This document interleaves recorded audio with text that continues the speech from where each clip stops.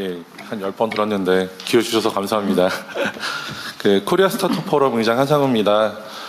제가 뭐 협회장이긴 하지만 저 역시 한 명의 스타트업 창업자입니다. 저는 버스 부분에 특화된 모빌리티를 하고 있고요. 또 2년이 돼서 저는 분당에서 창업을 해가지고 지금은 아마 뭐 매출 1,000억이 넘는 중견으로 많이 컸습니다. 아마 대통령님도 아실 만한 건물 이야기로 제가 시작을 해보겠습니다. 회사가 분당 야탐역에 있는데요. 맞은편에 성남 종합버스터미널에는 큰 건물이 있습니다. 아마 분당에서 제일 큰 건물일 거예요. 퐁퐁 라이트 있는데. 네, 맞습니다. 그 건물 지하에 큰 이 성남 종합버스터미널이 있는데요. 이게 지금 전국의 거의 시외버스터미널 절반이 휴폐업 상황입니다. 그렇죠. 네, 그리고 뭐 이게 새로운 모빌리티들이 등장하면서 이 시외버스터미널들이 경쟁력을 잃은 거죠. 그 위에는 또 홈플러스가 있습니다. 예, 마트 장사 안 되는 거 다 아시잖아요. 그래서 홈플러스라서 또 이게 건물 자체가 썰렁해졌습니다. 그 지하에는 또 커다란 이 멀티플렉스 극장이 있어요. 예, 또 다 이게 넷플릭스 같은 OTT로 넘어가서요.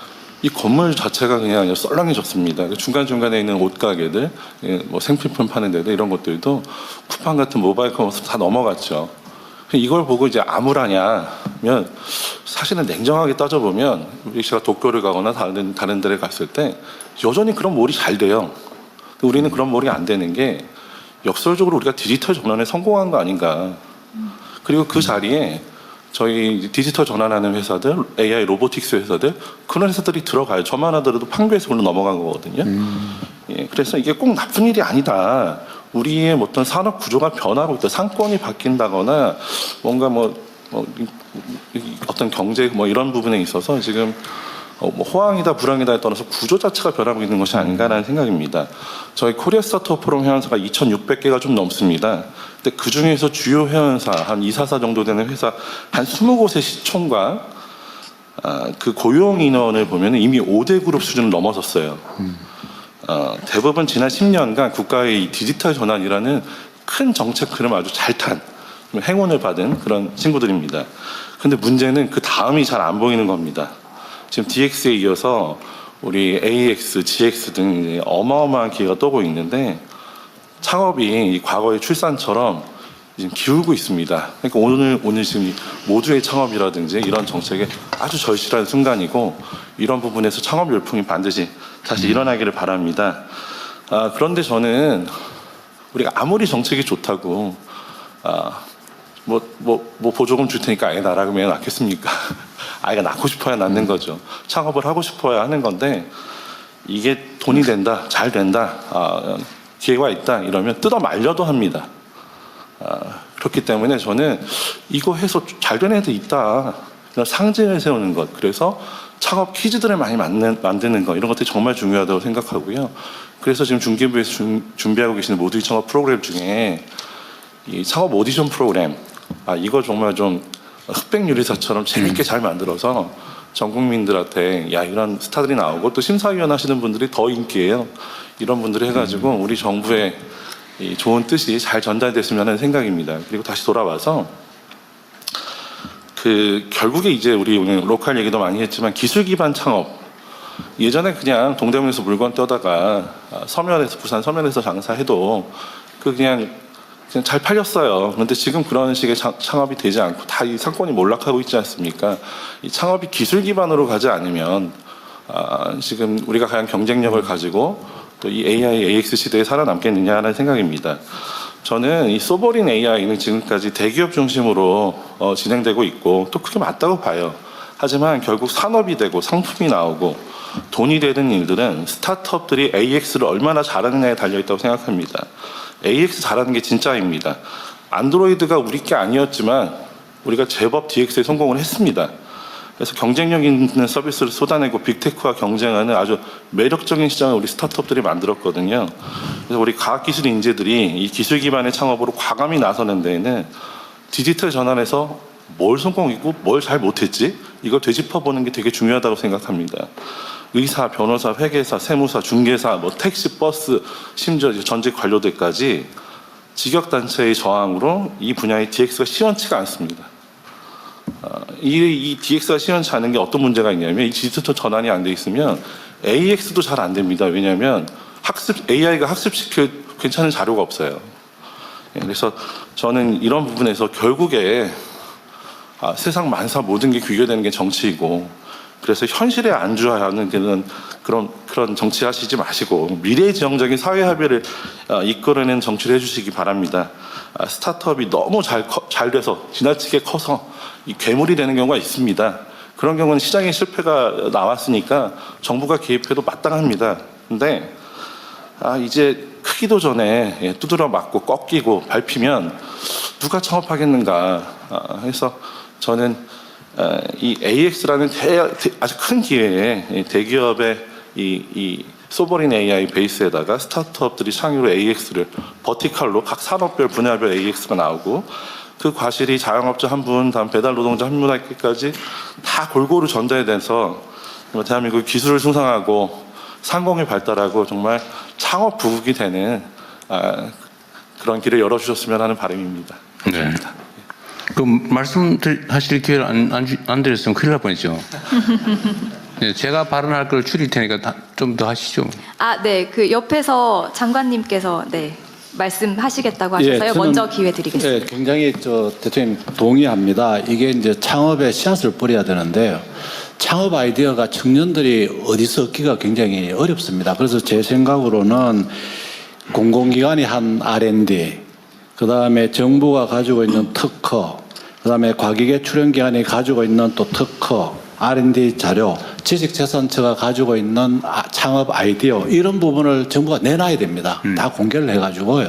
그래서 이 중에서 좀 기술 창업을 하라 하는 게 중요할 것 같고요. 두 번째는 청년들의 경험이 없기 때문에 세대 융합 창업을 해줘야 됩니다. 우리 퇴직한 이 과기계 어떤 이 연합회 이런 분들 연계해주고, 또 퇴직한 또 기업에 있는 또 삼성 대기업에 있는 분들도 세대 융합해줘야 된다 생각이 들고요. 세 번째는 이제 장소인데요. 그래서 창고라든지 대학이라든지 또는 지역에 가보면은 이 놀고 있는 건물이 굉장히 많습니다. 이걸 전환해 주려야 되면은 특별법을 만들어야 됩니다. 예를 들어 박물관이 제대로 안 되면 이걸 전환하려면은 특별법을 만들어서 해줘야 된다고 생각이 들고요. 아까 번에 좀 말씀하신 것 중에서 제가 공감이 되는 게, 이게 이제 과제 전문기관 그래가지고 과기부 장관님은 잘하셨다 하는데, 이 에너지기술평가원, 산업기술평가원, 이게 각각 따로 하면서 이 높낮이가 다 다릅니다. 그래서 이 부분은 저희들이 공기관 차원에서 25개 과제 전문기관을 대폭 어떤 이 좀 통합을 하는데, 물리적인 통합보다는 업무 통합을 좀 해서 서로 간에 높낮이도 맞추고 이렇게 해서 창업하는데 좀 지원이 되도록 그렇게 하겠습니다. 하여튼 기술 창업을 위해서 중기부하고 저희들 협조해가지고 관계부처해서 그런 식으로 문제 해결을 좀 하도록 하겠습니다. 그렇죠. 그 물적 기초를 확보하는 거나 이런 것들은 기존에 있는 것들을 잘 활용하는 게 중요하겠네요. 예, 대통령님 마무리 말씀 줄이신다고 하셔서 몇 분만 더 의견 청취하겠습니다. 대신 좀 압축적으로 부탁드리겠습니다. 장진아 대표님 먼저 부탁드립니다. 네, 발언 기회 주셔서 너무 감사합니다. 저는 경북 포항에서 주식회사 바이오브릭스 운영하고 있는 장진아고요. 포항공과대학교에서 현재 재직하면서 교원 창업을 진행을 하게 됐습니다.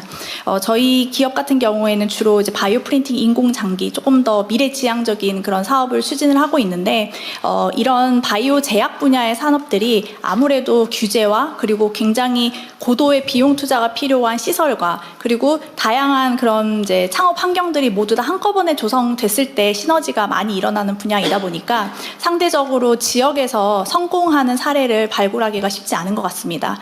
대부분은 시드 단계를 넘어서 라운드 A 정도 가게 되면은 서울 판교 지역들, 그러니까 주로 소위 말씀하시는 이제 주요하게 창업을 할 수 있는 그런 지역으로 옮겨가게 되는데, 저희 그 기업이 그런 부분들을 추진하고자 하는 것은 아니지만 여러 가지 이제 인허가에 관련된 일들을 진행을 하면서 점점 이제 이 지역에서 더 많이 필요한 부분들이 아무래도 공공 인프라 것 같습니다. 뭐 예를 들면은 GMP 그리고 세포치료제 생산을 위한 CGMP 같은 것들이 실제로 잘 운영되고 기업들이 활용할 수 있는 기관은 오송에 있는 K바이오 헬스 정도입니다. 대구에도 K메디 허브가 있기는 하지만 그 역할이 조금은 다르고요. 그리고 규모도 다르고 운영을 하는 그 숙련도도 굉장히 다른 것 같습니다. 그러다 보니까 이 지역에서 바이오 의료 분야를 실증하기 위해서는 너무나 많은 허들이 있고 기업이 혼자서 바텀업으로 모든 시설을 다 구축해서 가야 하는 어려움들이 있습니다. 그래서 가능하다면 저희 지금 제가 있는 경북 포항 지역은 바이오 특화단지라는 이제 부분도 되어 있고 저희 기업이 위치하고 있는 지역은 경제자유구역이라는 특구에 있습니다. 그럼에도 불구하고 이러한 부분에 대해서는 조금 더 좀 이렇게 뭔가 더 혜택이 있거나 혹은 뭐 이런 과정에서 조금 더 깊게 디스커션 할 수 있도록 규제기관과의 그런 면담 과정을 좀 별도의 트랙으로 개설을 해주신다든지 하는 부분이 있다면은 굉장히 기업을 운영하는 데 있어서 큰 도움이 될 것 같습니다. 또 하나는 제가 이제 학교에 있는 입장에서 조금 제언을 드리고 싶었던 부분인데요. 저희가 이제 교원 창업을 하거나 혹은 연구기관, 학교 기관에서 기술 창업을 하게 되면은 뭐 일부의 IP들을 기술 이전을 해서 활용을 하게 됩니다. 이 경우에는 실시권에서부터 뭐 양도까지 다양하게 있고 그 과정을 학교에 있는 기술사업화팀, 연구소에 있는 기술사업화팀과 아주 많은 디스커션을 하게 됩니다. 그런데 한 3년 정도 지나 보면은요, 그 IP 중에서 실제로 활용하지 않는 IP들도 생기게 됩니다. 그런데 그 상황을 3년 전에는 예측을 하지 못하기 때문에 가능하다면 이 이제 관 주도로 해서 이런 기술사업화 과정에서 초기 3년 혹은 스크리닝하는 동안에는 대학에 있는 IP들을 좀 다양하게 활용해 볼 수 있도록 기회를 주시고 이 중에서 특정 기간 이후에 이 IP를 양도받거나 실시권을 활용하는 그런 제도적인 이제 관점이 고려가 될 수 있다라면 저희가 더 다양한 IP들을 테스트를 해보고 더 많은 IP를 실제 기업에서 사용할 수 있게 이전하는 그런 사례가 되지 않을까 하는 생각이 듭니다. 감사합니다. 예, 계속해서 의견 듣겠습니다. 한 분만. 네, 한 분 마지막으로 그러면 이상창 대표님 말씀 부탁드립니다. 네, 발언 기회 주셔서 감사합니다. 저는 9년 전 서울에서 지역 활성화 컨설턴트로 일하다가 아무 연고도 없는 충주 구도심 관악골이라는 곳에 가서 지금 동네 이제 카페와 그다음에 스테이를 운영 중에 있습니다. 사실 제 고향은 경상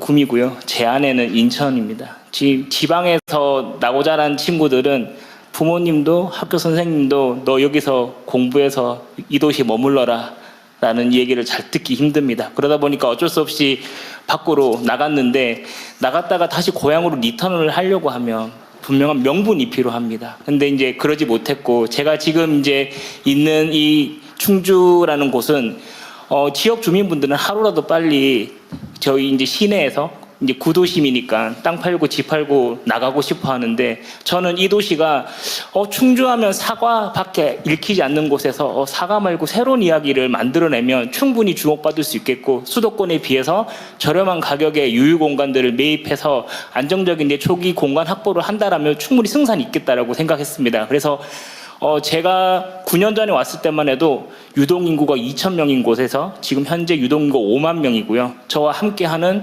동네 친구들, 저희는 이제 동네 컴퍼니라고 하는데 이 친구들과 함께 동네 지역이 가지고 있는 빈틈 요소들을 메꾸는 역할들을 하면서 조금 더 이 동네 체류할 기간을 늘리고 이 외지에서 이 동네를 방문할 수 있는 계기를 만들고 있습니다. 사실 이렇게 활동하고 있는 친구들을 로컬 크리에이터라고 불리우는데 이 친구들이 사실 생태계를 관리하고 지원을 많이 해주는 부처가 사실 다른 곳보다도 중기부에서 많은 애를 써주고 계신 걸로 알고 있습니다. 근데 이게 상인인지 아니면 특정 상권에 속해 있는 건지 애매합니다. 그 말인즉슨 행안부에서는 이들을 지역 혁신가로 부르고 농림부에서는 이들을 청년 농부라고 부르고요. 그리고 문화부에서는 저희들을 문화기획자라고 부릅니다. 그러면 저희의 생태계 관리를 보다 좀 체계적으로 단계별로 이제 지원해 줄 수 있는 이제 초창기에 이제 연구가 좀 필요하다고 생각하고요. 저희의 포지션이 애매하다 보니까 또 역설적으로 이야기하면 조금 줄여주시면 네, 좋을 것 각 부처를 넘나들 수 있는 좀 유연성을 가지고 있다고 생각합니다. 보다 깊은 관심 부탁드리겠습니다. 그렇다고 중간에 뚝 자를 필요는 없는데. 맞아 하세요. 네. 근데 제가 로컬에 와서 좀 제 견해를 잠깐 말씀드리자면 사실 여기 있는 모든 분들이 스케일업을 말씀하고 있습니다. 사실 로컬이라는 단어를 쓰려면 뭔가 성장보다는 내가 가지고 있는 걸 나눌 수 있는 여유도 있어야 된다고 생각합니다. 저는 스케일업에서 조금 스프레드 아웃의 좀 관점 전환을 가지고 있는 다양한 지역과 함께 오래 가는 플레이어들이 생기기를 희망합니다. 감사합니다. 네. 예, 감사합니다. 오늘 못다 하신 말씀은 나눠드린 서면 의견서에 주시면 저희가 검토해서 의견 드리도록 하겠습니다. 이제 대통령님께 마무리 말씀 부탁드리겠습니다. 네, 긴 시간 좋은 말씀 많이 들었습니다. 그리고 오늘은 이 관련 부처의 여러 장관님들도 많이 오셨고 또 우리 김성숙 장관께서 한성숙 죄송합니다. 한성숙 장관께서 오늘 나온 제안들 좋은 제안들이 많으니까요. 보완할 부분을 보완하고 이게 이제 대한민국이 창업 중심 국가로 새롭게 출발할 수 있도록 잘 준비해 주시기 바랍니다.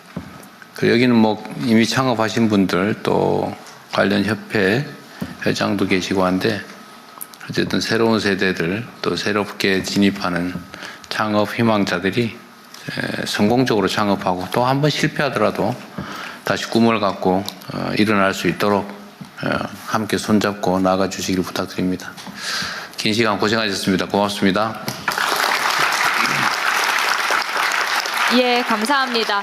앞으로도 국민 여러분이 주신 소중한 의견을 제대로 반영하고 그 조치들을 성실히 공유하도록 하겠습니다. 이상으로 오늘 행사를 모두 마치겠습니다. 대통령님께서 먼저 이석하시겠습니다. 수고하셨습니다.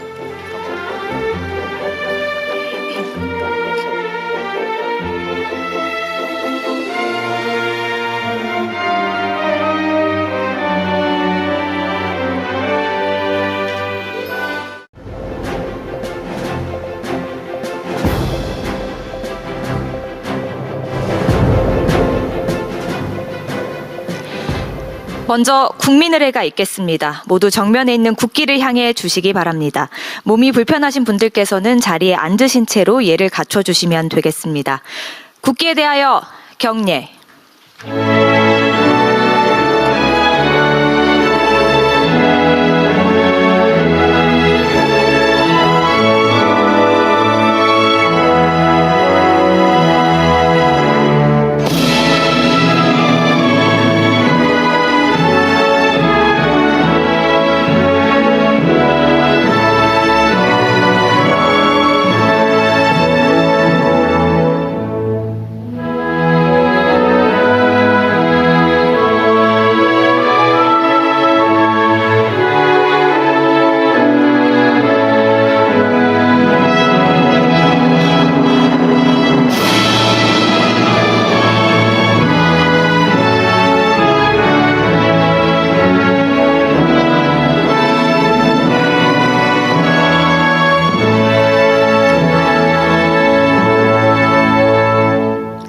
바로 모두 자리에 앉아 주시기 바랍니다.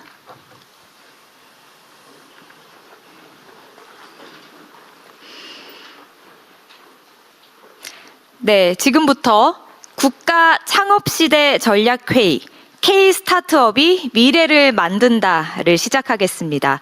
본격적인 행사 시작에 앞서 국가 창업시대에 대한 소망, 염원과 창업가들의 인터뷰가 담긴 영상 시청이 있겠습니다. 함께 보시겠습니다. 현실은 때로 벽처럼 다가옵니다.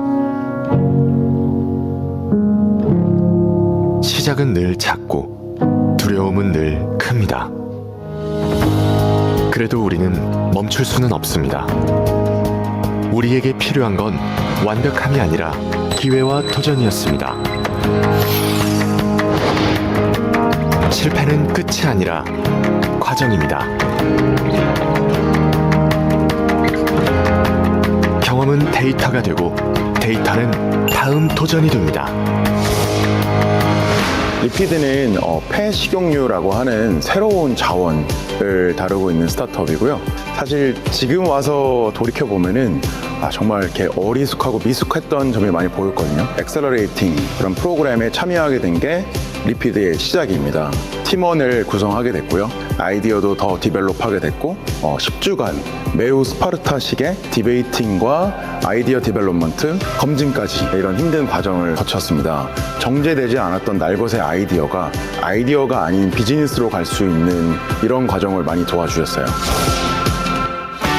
저희는 강원도 원주에서 우리 들깨로 고소한 행복과 빛나는 일상을 만들고 있는 깨 로스터리 오키방앗간 문지연입니다. 창업 초기 했을 때보다도 더 어렵다는 느낌이 드는데 그럼에도 혼자가 아니라는 거 그리고 도움을 요청할 곳이 있다는 것만으로도 굉장히 든든하다고 생각을 합니다. 창업을 직접 해보니 정말 어렵더라고요. 처음 시작하는 청년 창업가분들이 단단하게 기반을 다질 수 있도록 많은 도움이 필요하다고 생각합니다. 매일매일이 결정을 해야 되는 사항들이고 용기를 내야 되는 순간들이 많았습니다. 저와 함께 뜻을 같이 해야 되는 동료분들, 많은 주변 분들이 있었기에 지금껏 견뎌올 수 있었는데요. 모두 함께라면 저는 용기를 내고 나아갈 수 있을 거라 생각합니다. 저는 엑셀러레이터이자 투자자로서 수많은 창업가들을 가장 가까이서 만나왔습니다. 무엇을 어떻게 시작해야 되는지 몰라서 막막해 하시는 분들이 정말 많더라고요. 근데 저는 창업자들에게 늘 이렇게 얘기합니다. 창업에는 정답이 존재하지 않기 때문에 가르칠 수가 없다고요. 다만 창업자들이 자신감 있게 흔들리지 않고 도전할 수 있도록 경험을 나누고 고민을 경청하여 소통할 수 있는 동반자가 되어줄 수 있다고 말합니다. 그것이 저와 같은 선배 창업자와 더불어 우리 한국 스타트업 생태계의 역할이라고 생각합니다. 완벽한 순간을 기다리면 기회는 지나갑니다. 도전을 선택하면 길이 열립니다. 우리에겐 더 많은 기회가 필요합니다. 더 많은 응원이 필요합니다. 그리고 우리 모두의 힘이 필요합니다.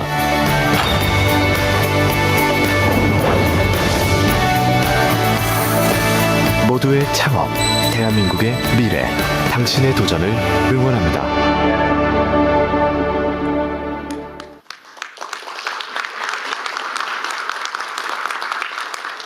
네, 영상 함께 보셨습니다. 국가 창업시대 전략회의 K-스타트업이 미래를 만든다. 이어서 대통령님의 모두 말씀이 있겠습니다. 네, 여러분 반갑습니다. 전부 다 이 새로운 각오로 얼굴이 반짝반짝해야 되는데 끝날 때쯤은 그렇게 변할 수 있겠죠. 네. 요즘은 정말 양 측면이 양극단이 공존하는 시대 같습니다. 우리 경제적인 측면을 따져보면 오늘도 전광판이 파란색이냐 빨간색이냐 뭐 이러면서 주식시장의 화랑을 쳐다보고 즐거워하는 사람이 있는 반면에 저게 도대체 나하고 뭔 상관이지, 세상은 좋아진다는데 내 삶은 왜 아무런 변화가 없고 오히려 더 나빠질까, 저거 다 사기다 뭐 이렇게 보는 양 측면이 실제로 공존합니다. 양극화라고 하는 게 뭐 우리 시대의 모든 측면, 모든 분야에서 심각한 문제가 된 것 같아요. 저는 82학번인데 80년대, 이제 70년대에서는 이제 공장에서 임금을 받던 노동자였고, 이제 80년대에는 학생이었는데, 하여튼 그때 우리 사회는 대단히 그 고도의 성장을 해왔죠. 그리고 그때는 평균적인 게 충분한 시대였어요. 그러니까 평범하게 적정한 기능을 익히고 적정하게 학습하고 적당한 보통의 직장을 얻으면 뭐 별 문제 없이 평범하게 정년 보장되고 걱정 없이 그냥 평범하게 인생을 살 수 있었죠. 그런데 지금은 완전히 바뀌어 버렸어요. 평범함은 사실은 이제 존중받지 못하는, 인정받지 못하는 시대가 된 것 같습니다. 오히려 요즘은 특별함, 특출함, 특이함, 뭐 개성, 창의성 이런 요소가 아니면 그 평범함 가지고는 평범한 삶으로 살 수 없는 상황이 돼가는 것 같습니다. 그래서 이 K라고 하는 게 이것도 양면이 있잖아요. K, 대한민국의 뛰어남, 세계적인 평가 이런 것들을 반영하는 좋은 글씨 같기도 한데 우리가 이제 L자 성장을 넘어서 가지고 이제는 K자 성장을 얘기하게 됐지 않습니까?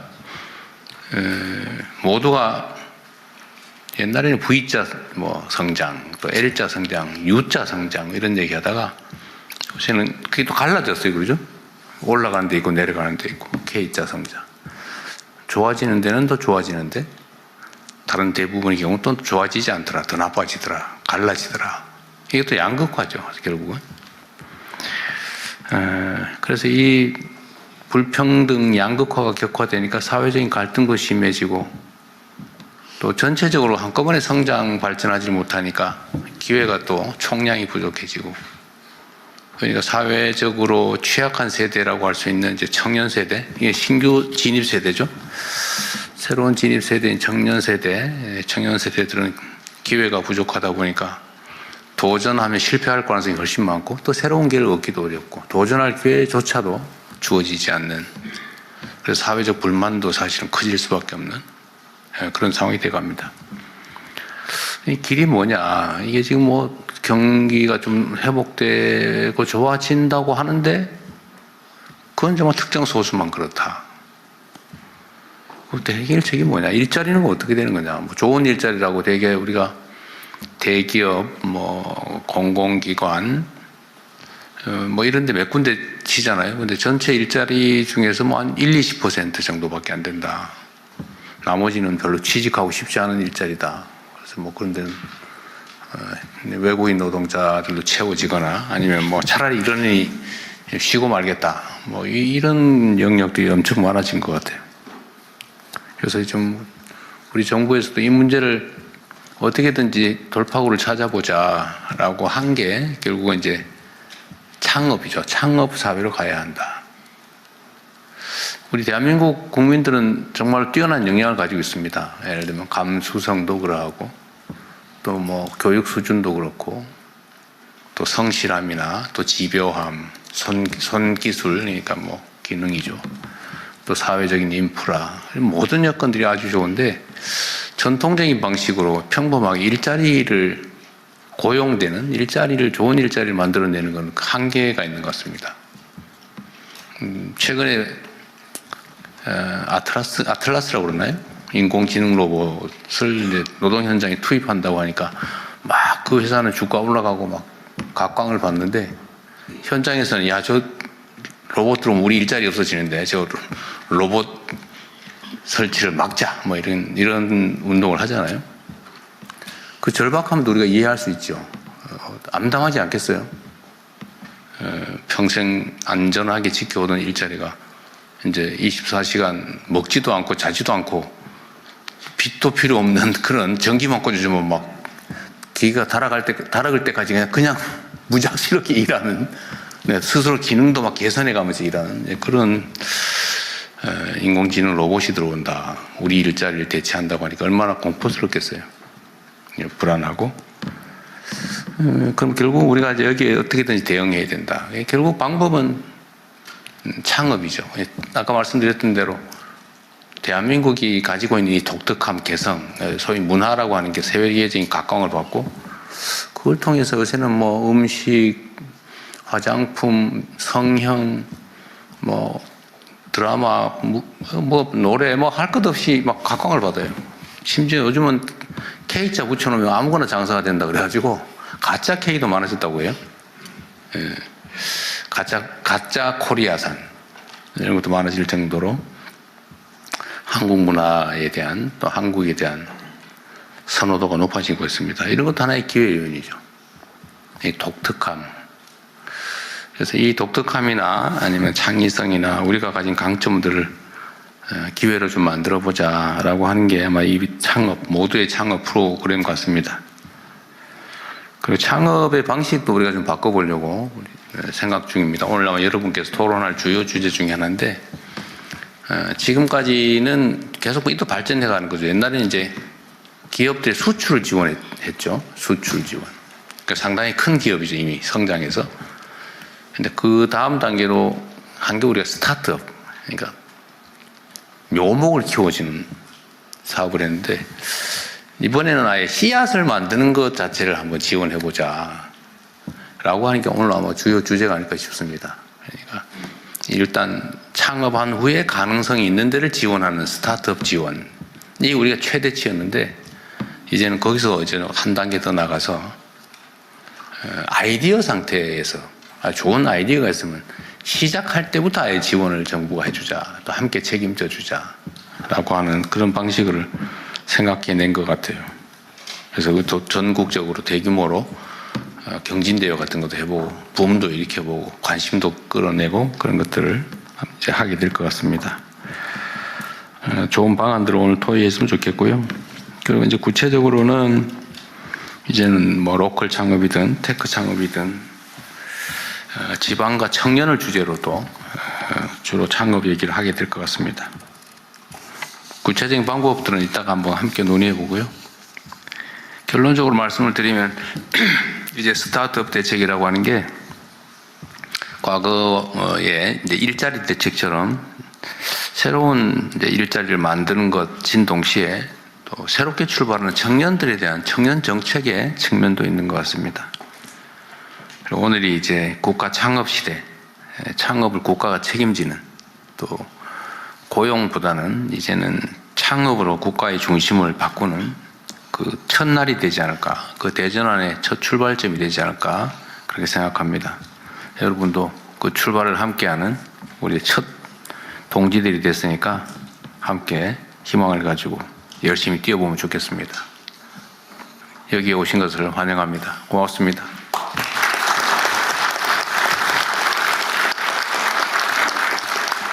네, 말씀 감사합니다. 이제 두 분의 장관님께서 정책 발표를 하시겠는데요. 먼저 구윤철 부총리 겸 재정경제부 장관님의 스타트업 열풍 조성 방안에 대한 발표를 듣겠습니다. 예, 여러분 반갑습니다. 오늘 여기에 참석하신 분들은 창업의 광풍을 이끌고 가시는 분들이라 생각합니다. 이분들 모시고 국가 창업 시대 스타트업 열풍 조성 방안에 대해서 말씀드리겠습니다. 다음 쪽입니다.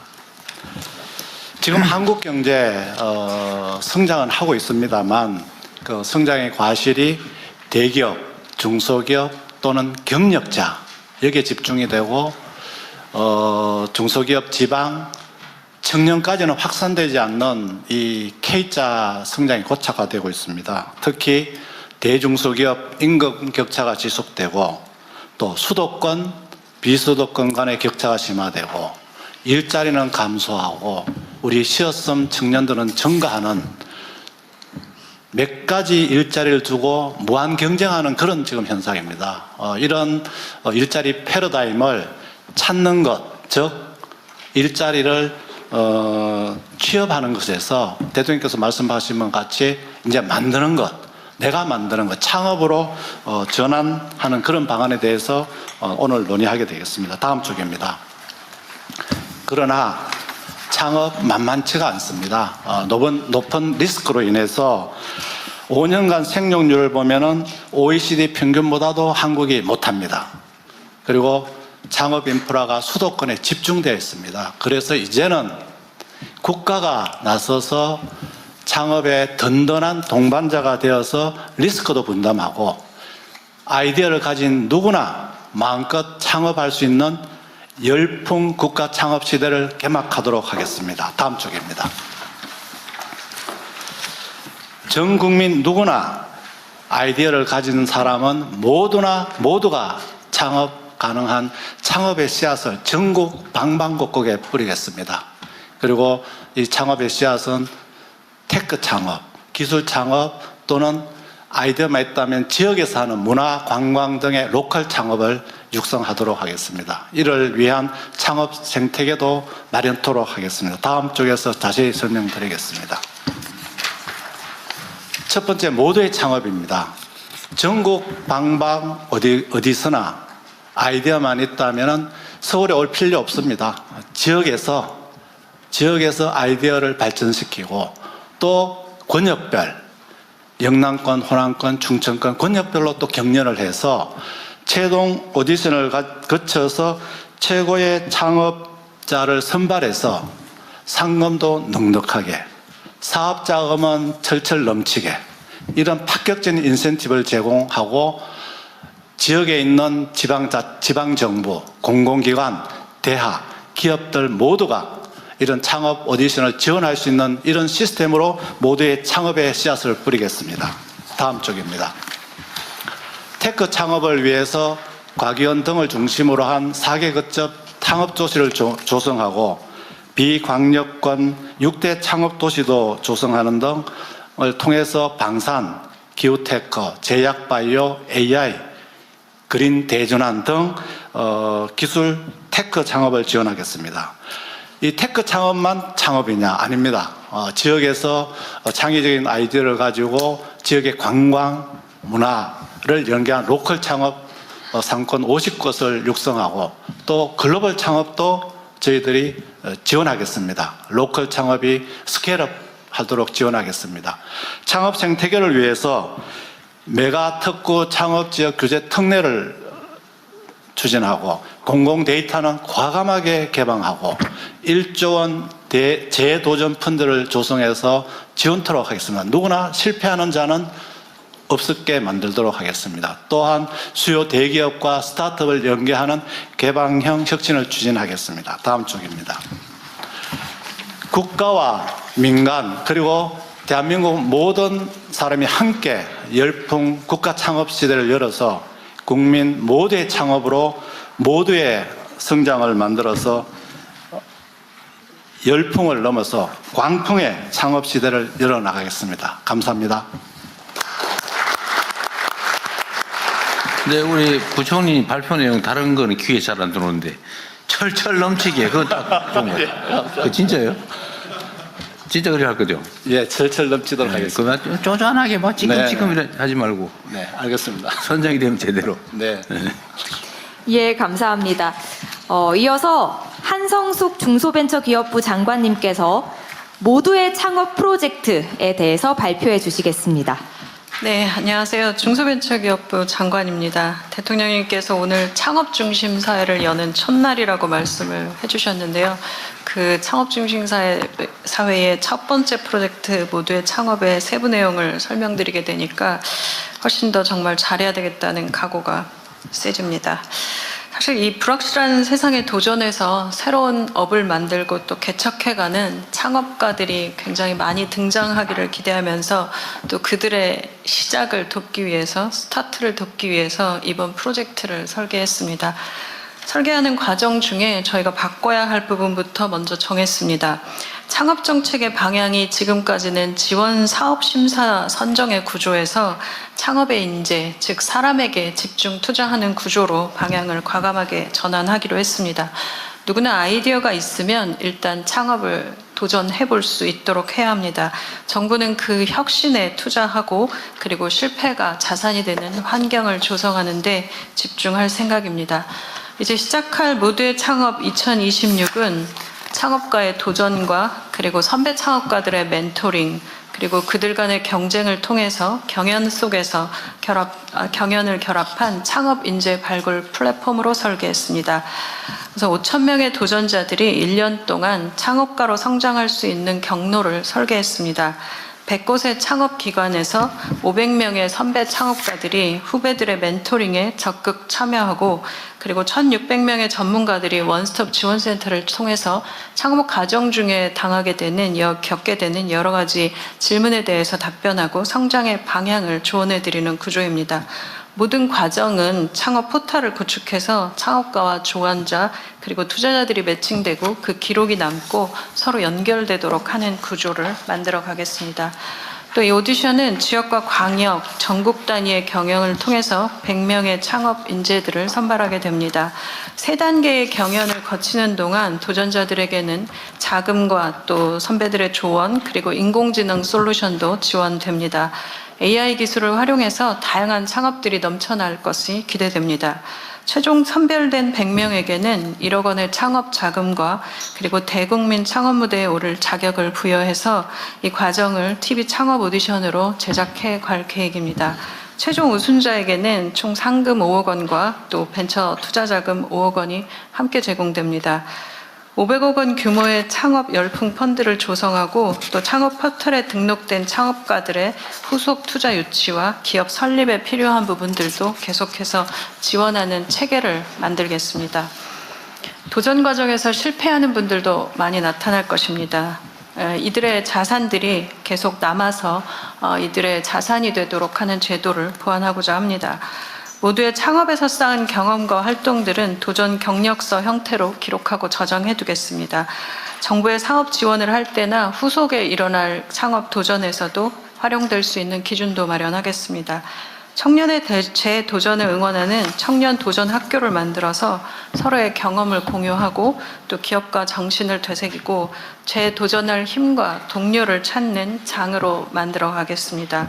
재도전 경험들은 데이터베이스로 구축해서 개인의 실패 경험이 개인에게만 남지 않고 사회의 공동 자산으로 축적되는 환경도 조성하겠습니다. 모두의 창업 이후에 또 체계적인 성장의 길도 열겠습니다. 테크 창업가들을 위해서는 정부가 첫 구매자가 되고 또 해외 투자자들의 미팅과 그리고 진출의 기회도 확대하겠습니다. 대부분의 창업가들이 스케일업 좀 성장하고 나면 해외 투자자들을 만나고 싶은 기회가 있어서 정부의 요구가 많은 것을 들었습니다. 또 대기업과 공공기관들을 직접 만나서 협의하실 수 있고 또 협업하실 수 있도록 기업들과 기술 실증도 하고 또 공공기관의 데이터 개방을 통해서 창업기업의 성장을 위해 적극 나서겠습니다. 지역을 바꿔갈 로컬 창업가들을 위한 전용 투자 자금도 마련하고 또 생활형 R&D도 신설하고 수출을 지원해서 후속 사업을 준비하여 로컬 창업으로 성장하시는 분들을 위한 성장 단계도 설계했습니다. 또 범부처 협력으로 조성하고 있는 지역 상권과 관광을 연결한 글로컬 상권 구축 사업의 주역으로 로컬 창업가들이 참여하는 방안도 마련하겠습니다. 과기원 중심의 지역 창업도시 활성화와 전 세계 한인 창업가들의 네트워크도 있습니다. 이 네트워크를 전체적으로 잘 설계해서 한국의 창업 생태계가 수도권에만 머물지 않고 지역과 전 세계로 확대하고 이들 간의 연계가 나갈 수 있도록 적극적으로 지원하고 협업하겠습니다. 아이 하나를 키울 때 온 마을이 필요하다는 말이 있습니다. 스타트업을 또 창업가를 키우기 위해서도 온 나라의 역량을 쏟아부어야 합니다. 이 프로젝트를 준비하는 과정 중에 만났던 선배 창업가들과 또 투자자들은 우리나라의 창업 환경에 대해서 여러 가지 의견들과 말씀들을 주셨습니다. 이구동성으로 창업이 미래이고 유망한 후배 창업가들이 배출될 수 있도록 내가 할 수 있는 최선의 것들을 하겠다고 그리고 지원하겠다고 말씀하셨습니다. 성공한 창업가들이 사회로부터 받은 혜택을 다시 후배들에게 나눌 수 있는 체계와 구조도 중요하다고 생각합니다. 정부와 창업가, 투자자, 기업과 기관이 모두 협력해서 국가 창업 시대를 열어갈 수 있도록 최선을 다하겠습니다.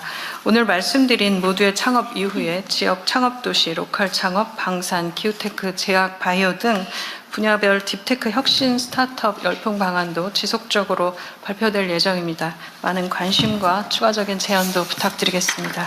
감사합니다.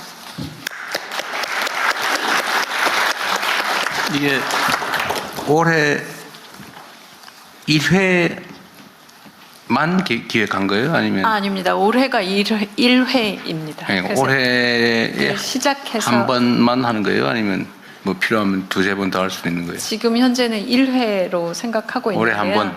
네. 근데 지금 이제 논의를 계속 토론을 하면서 드는 생각들은 온라인 플랫폼으로 구축하고 나면 거기 데이터베이스가 구축되어 있고 그리고 벤처 투자자들이 계속 들어와서 발굴하는 방안들도 가능할 것 같습니다. 그래서 올해를 일단 한번 돌려보면서 어떤 구조가 가능할지 끝나는 시점은 최종 선발은 언제쯤 될 것 같은데? 지금 12월에 저희가 매년 전 세계 1년 글로벌 정도? 스타트업들 하는데 네, 그때를 생각하고 12월 정도? 12월 정도. 네.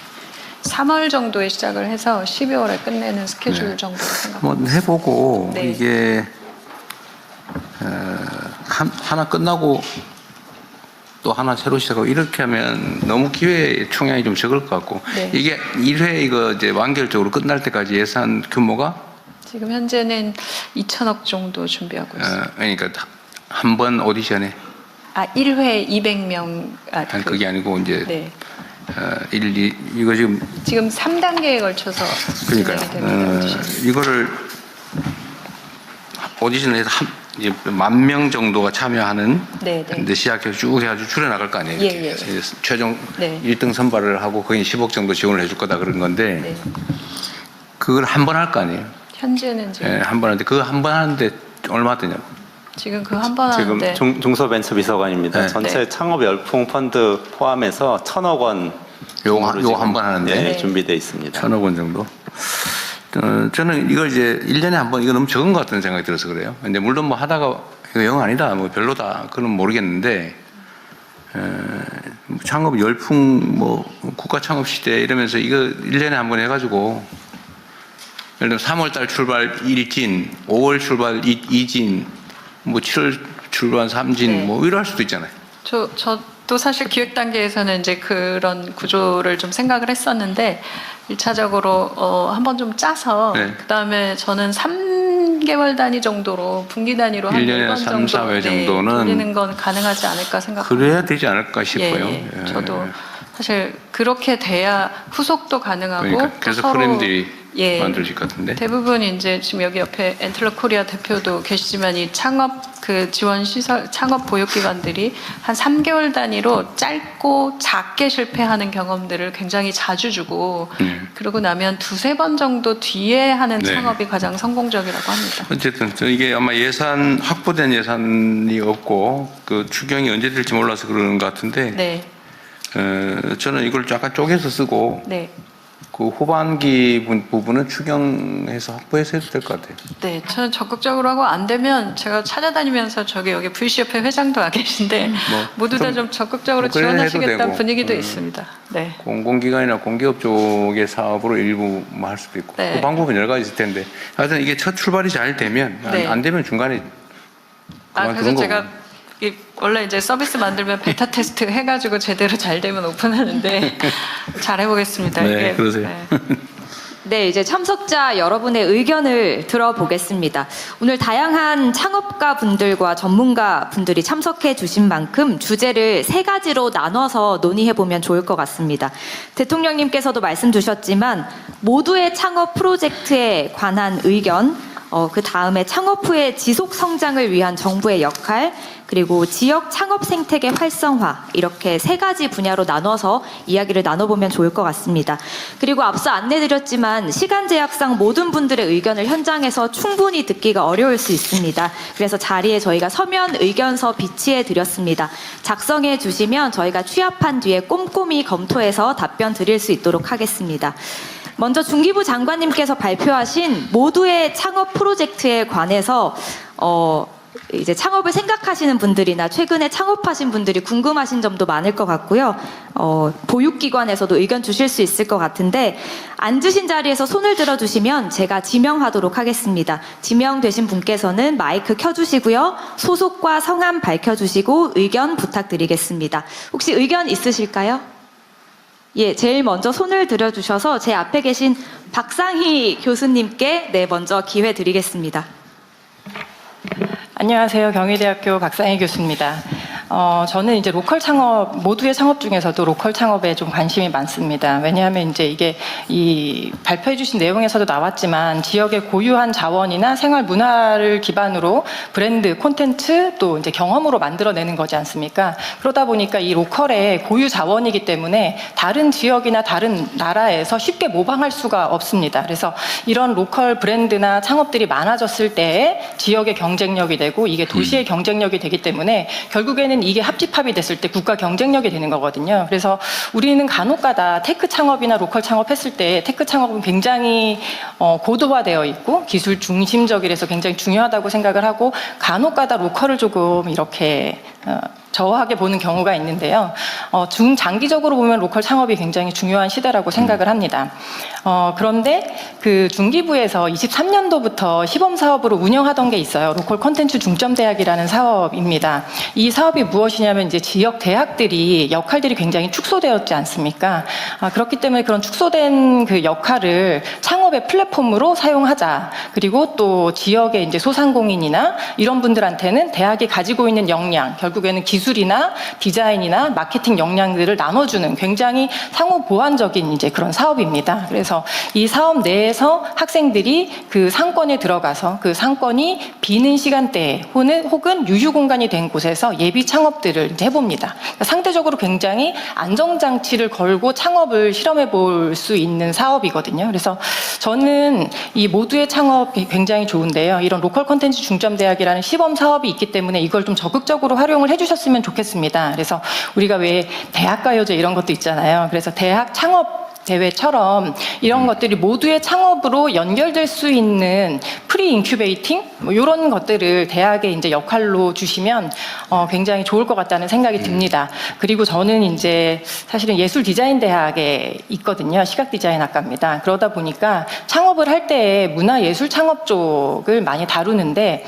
상대적으로 문화 예술 쪽에 창업하기가 굉장히 힘듭니다. 대부분 이제 R&D라든지 이런 쪽으로 집중되어 있고 문화예술 쪽에서는 이제 IP나 막 이런 것들을 다뤄야 되는데 이걸 어떻게 지원받아야 될지 지속 가능하게 할지 이런 게 항상 좀 고민이 되거든요. 그래서 이런 부분들도 좀 촘촘히 살펴봐 주시면 좋겠습니다. 아까 대통령님께서 우리 이제 K컬처의 힘에 대해서 말씀을 해주셨는데 사실은 문화예술이 뒷받침되어야지 그런 부분들이 지속 가능해지거든요. 그래서 문화예술 창업 쪽도 좀 잘 살펴봐 주시면 좋겠습니다. 네, 이상입니다. 이거는 저기 우리 장관님이 기획한 것 중에 지역 단위로만 나눠놨는데 분야 단위의 기회도 번내로 하든지 하여튼 그런 것도 고려는 해야 되겠네요. 네네. 지금 말씀 주신 부분들 이제 전체적으로 사실 오늘은 이제 굉장히 짧은 시간 발표가 돼서 내용들이 다 있는데 이제 좀 로컬 창업 좀 별도로 할 건데요. 저는 이번에 이제 보육기관을 전부 다 좀 다 한 100여 곳을 선정하는 과정 중에 어떤 보육기관들이 있는지도 좀 다 데이터베이스화 되어야 된다고 생각합니다. 그러니까 이번 거 기획하면서 들었던 생각은 굉장히 많은 사업들을 진행하고 있는데 다 개별적으로 존재하고 있어서 어디에 무엇이 있고 어떻게 되고 또 누가 무엇을 쓸 수 있는지를 좀 다 데이터베이스화해서 보실 수 있도록 하고 그 사업의 내용들도 공유를 드리면 투자자들도 좀 더 잘 보실 수 있을 것 같고요. 분야도 같이 설계하고 있습니다. 네. 예, 또 의견 있으실까요? 네, 그 말씀 부탁드리겠습니다. 박영훈 대표님이신가요? 네. 저는 카이스트 창업원 배현빈입니다. 지금 한성숙 장관님께서 말씀 주신 것이 저희가 카이스트에서 추진하고 있는 프로그램과 굉장히 그 접점이 많을 것 같아서 고려해 주시면 좋을 것 같아서 말씀드리겠습니다. 저희가 지금 카이스트에서 올해 중점 프로그램으로 진행을 하는 것이 AI 에이전트를 이용한 1인 창업 그 프로그램을 진행을 하고 있습니다. 그래서 지금 그 청년들도 졸업생들도 이제 그런 소프트웨어 회사에 취직이 안 되는 이유가 AI가 그 일을 할 수 있기 때문에 이제 취직이 잘 안 되는 건데 이거는 창업하는 입장에서는 또 다른 기회가 됩니다. 굳이 사람을 모으지 않고도 혼자서 창업이 가능하다라는 것이고요. 그래서 저희가 카이스트에서 저희는 이제 교육기관이라는 장점을 살려서 저희 AI 대학원에서 이제 바이브 코딩에서 시작해서 이제 팀원을 AI로 AI 에이전트를 해서 이제 팀원도 구성을 하고 더 나아가서 이제 개발에서도 AI를 활용해서 1인 창업으로 시드머니는 이제 카이스트에서 제공하려고 합니다. 저희가 이제 올해 중반기에 사람을 뽑아가지고 11월에 이제 한 프로그램이 끝나는 이제 타임라인으로 진행을 하고요. 그래서 저희가 시드머니를 정도 이제 카이스트에서 제공하고 그런 다음에 1인 창업으로 이제 시리즈 A까지 갈 수 있을 정도의 그런 프로그램을 저희가 기획을 하고 있는데 지금 장관님께서 말씀하신 그런 프로그램이 굉장히 잘 맞는 것 같고 그런 다음에 그 창업할 때 저희도 그 효율성을 위해서 리소스를 최대한 사용하는 부분을 저희가 이제 신경을 쓰는데 그래서 그런 창업자들이 과거의 경험을 가져올 수 있게 하기 위해서 카이스트에서는 지금까지 굉장히 많은 창업 기업들이 있었습니다. 그래서 그들이 느꼈던 어려웠던 점들을 저희가 케이스 스터디로 지금 다시 그걸 모으고 있어서 그 1인 창업 기업한테 AI 교육하고 그 다음에 그런 과거의 케이스 스터디를 묶어가지고 저희가 그런 커리큘럼을 만들고 있는데 지금 중기부에서 하고 자 하시는 그런 프로그램도 이미 저희가 만들어 놓은 데이터베이스하고 이런 커리큘럼이 지금 만들어지고 있으니까 이거를 적극 활용하게 되면은 좋은 프로그램을 시작부터 만들 수 있지 않을까 생각합니다. 네, 감사합니다. 네, 또 의견 있으시면 부탁드립니다. 저기 끝에 김가현 대표님이신 것 같습니다. 안녕하세요. 저는 미래세대 타깃 뉴미디어 스타트업 뉴즈의 김가현 대표입니다. 먼저 정말 그 청년 실업 문제와 지금 이 창업 생태계 문제에 대해서 정말 한정 작가님께서 정말 깊이 있게 고민하시는 것 같으셔서 너무 감사하다는 말씀 드리고 싶고요. 일단 저는 이 부분에 대해서 한번 말씀을 드리고 싶습니다. 현재 지금 72만 취업생 청년들의 가장 큰 이제 원인 중에 하나는 뭔가 도전하기가 무섭고 실패가 두려워서 다시 재기하기가 무서운 그게 있습니다.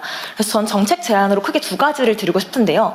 첫 번째는 이 청년들이 성인이 되기 이전 중학생 때 고등학생, 학생 시절에 린 스타트업 부트캠프나 창업 캠프와 같이 학창 시절부터 이렇게 창업의 경험과 실패의 경험을 해볼 수 있는 이런 인프라가 구축이 되면 좋을 것 같습니다. 저희가 이제 시작하기 전에 변우석 학생에게도 한번 같이 이야기를 나눠봤었는데요.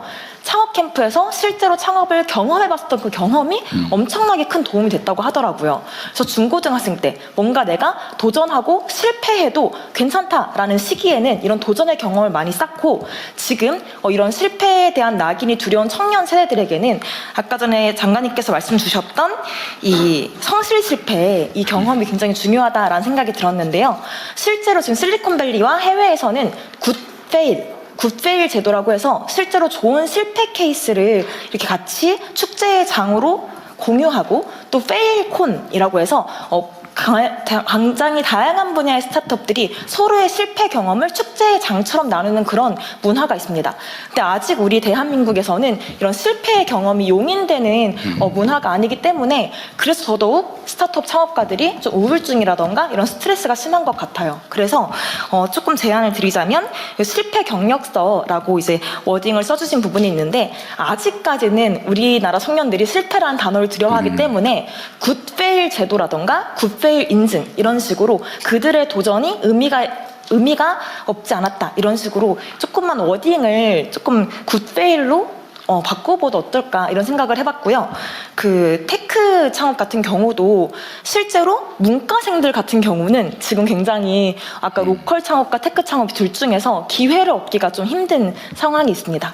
그래서 아까 교수님께서 말씀 주신 것처럼 충분히 문과생 중에서도 좋은 아이디어와 좋은 컨텐츠를 만들 수 있는 이런 자질이 있는 청년들이 많이 있는데 이 테크 창업의 이 개념을 AI를 활용한 컨텐츠 제작이라던가 조금만 이 범위를 문과생들도 도전할 수 있게 넓혀주신다면 훨씬 지금 이 청년들에게 의미 있는 기회가 되지 않을까 이런 생각이 들고요. 이제 마지막으로 AI 리터러시 교육이 전 꼭 필요하다고 생각을 하는데요.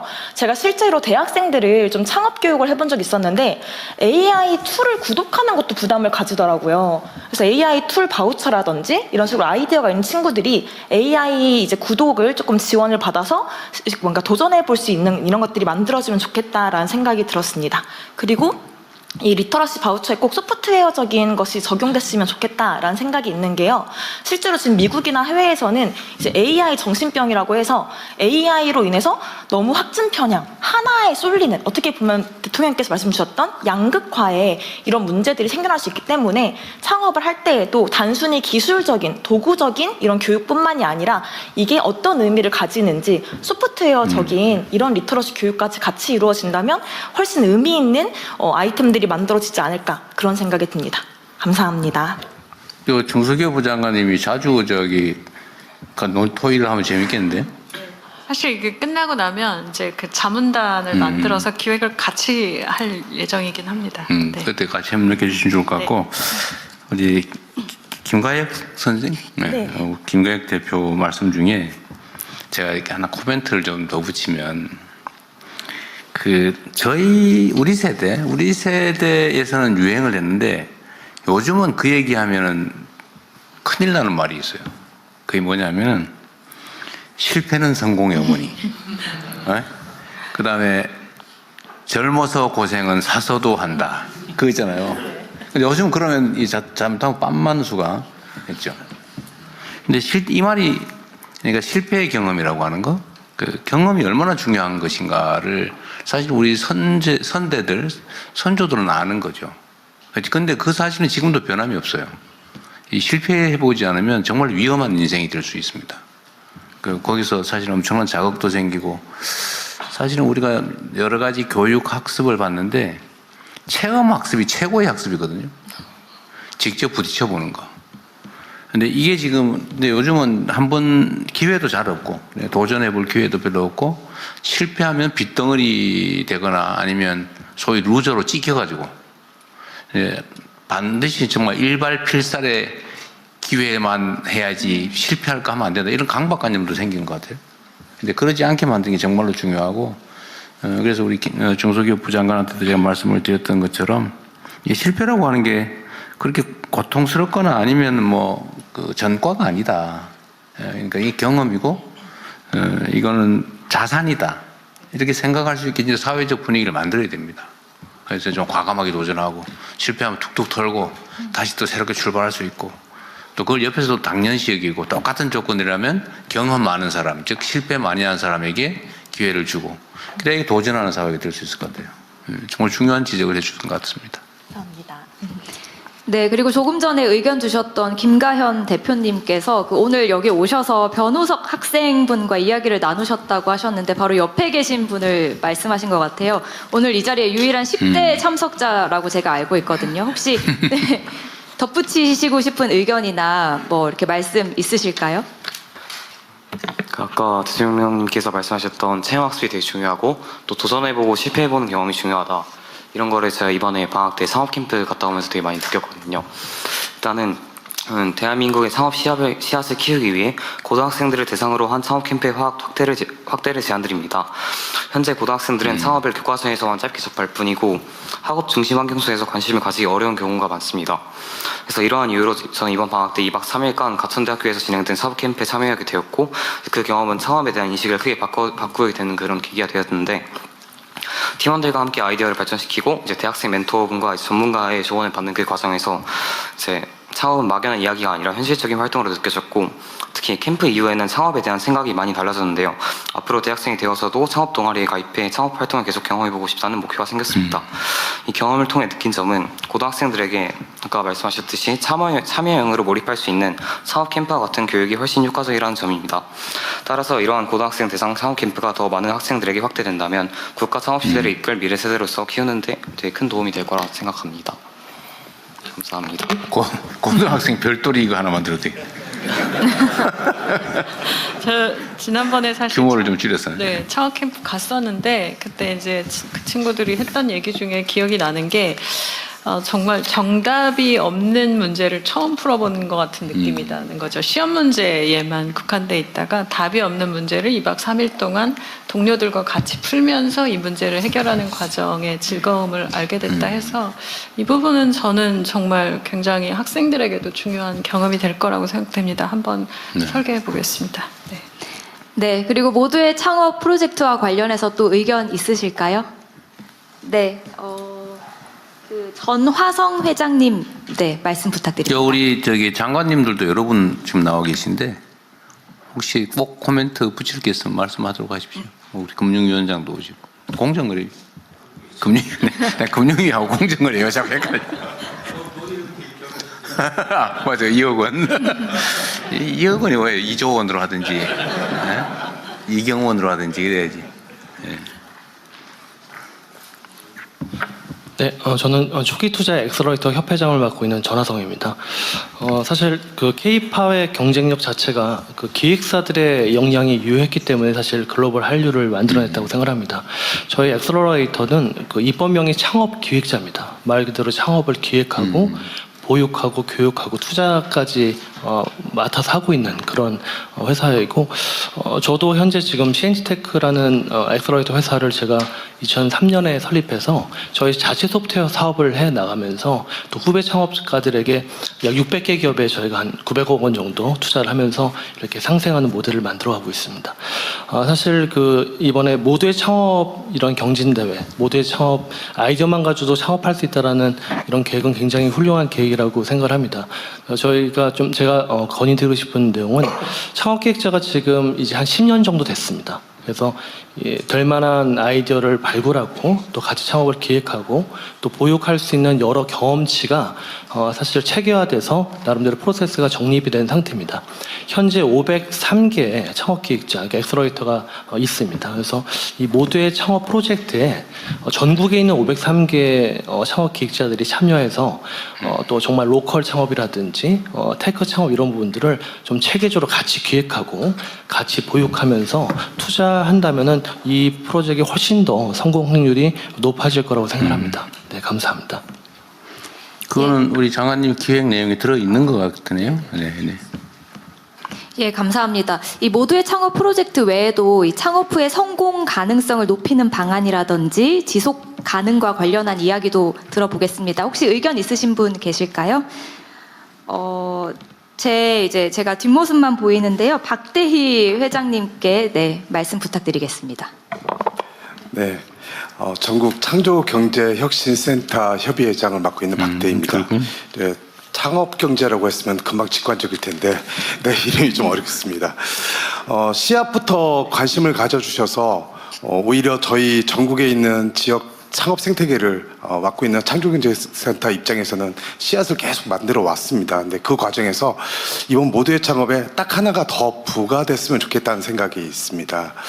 이 아이디어만으로 창업을 했을 때는 굉장히 성공률이 높다 이렇게 말씀하시지만 가장 많은 것 중에 씨앗을 키울 때 물도 바람도 태양도 있어야 되는데 그 중에 가장 물기를 막고 있는 게 규제입니다. 그래서 좋은 아이디어를 나왔는데 규제가 있다는 걸 창업자가 모르는 경우가 훨씬 더 많습니다. 그래서 이번 모두의 창업에서는 시작 단계부터 이게 규제 사항일까 아닐까를 좀 판단해주고 규제라면 여기에 샌드박스 트랙을 좀 만들어 주셔서 애초부터 이게 법무처에 해당이 되다 보니까 이 창업자들에 대해서는 이 규제는 풀어주겠다. 이 기간만이라도. 왜냐하면 또 사업화까지 돈을 주는데 사업화하려면 규제에 묶여서 아무것도 못 하거든요. 만들지도 못하게 되니까 요 트랙에서 한번 검토를 해주신다면 이제 글로벌 빅테크 기업들이 이런 트랙을 다 뛰어넘어서 왔기 때문에 우리도 그렇게 했으면 좋겠고 또 문체부에서는 예를 들면 예전에 요트 탈레라고 하면 그 회사가 요트에서 숙박을 한다니까 각종 법에 걸려서 처음에 시작이 어려웠던 케이스가 있었고 또 대전의 루센트 블록이라는 데는 이제 조각 투자를 하고 있는데 그 샌드박스를 통해서 나왔지만 또 이제 이 단계에서 거래에 대한 어떤 제한이 있어서 또 성장을 못하고 이런 케이스가 있어서 요게 있었으면 좋겠다 생각이 들고요. 발언 기회 얻은 김에 하나 더 말씀을 드리면 AI를 통한 이제 AI 고속도로를 만들고 세계 3대 강국을 만들고 있지 않습니까? 이 과정에 핵심 키워드는 사실 GPU죠. GPU가 올해 16,000대를 전국에 배포를 해서 혁신적인 생태계를 만드시겠다라고 해서 굉장히 환호하고 좋은 반응을 갖고 있는데 저희가 스타트업들 입장에서 조금만 생각해 보면 그 GPU가 2년마다 출시를 계속하다가 최근 3년에 1년마다 출시를 하고 있습니다.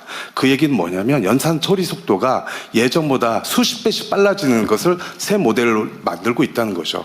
근데 우리 국가에서 사게 되는 최근에 뭐 W라든지 W200 또는 B200 이런 모델이 들어오게 되면 연산 속도가 굉장히 빨라져서 잘 활용이 될 겁니다.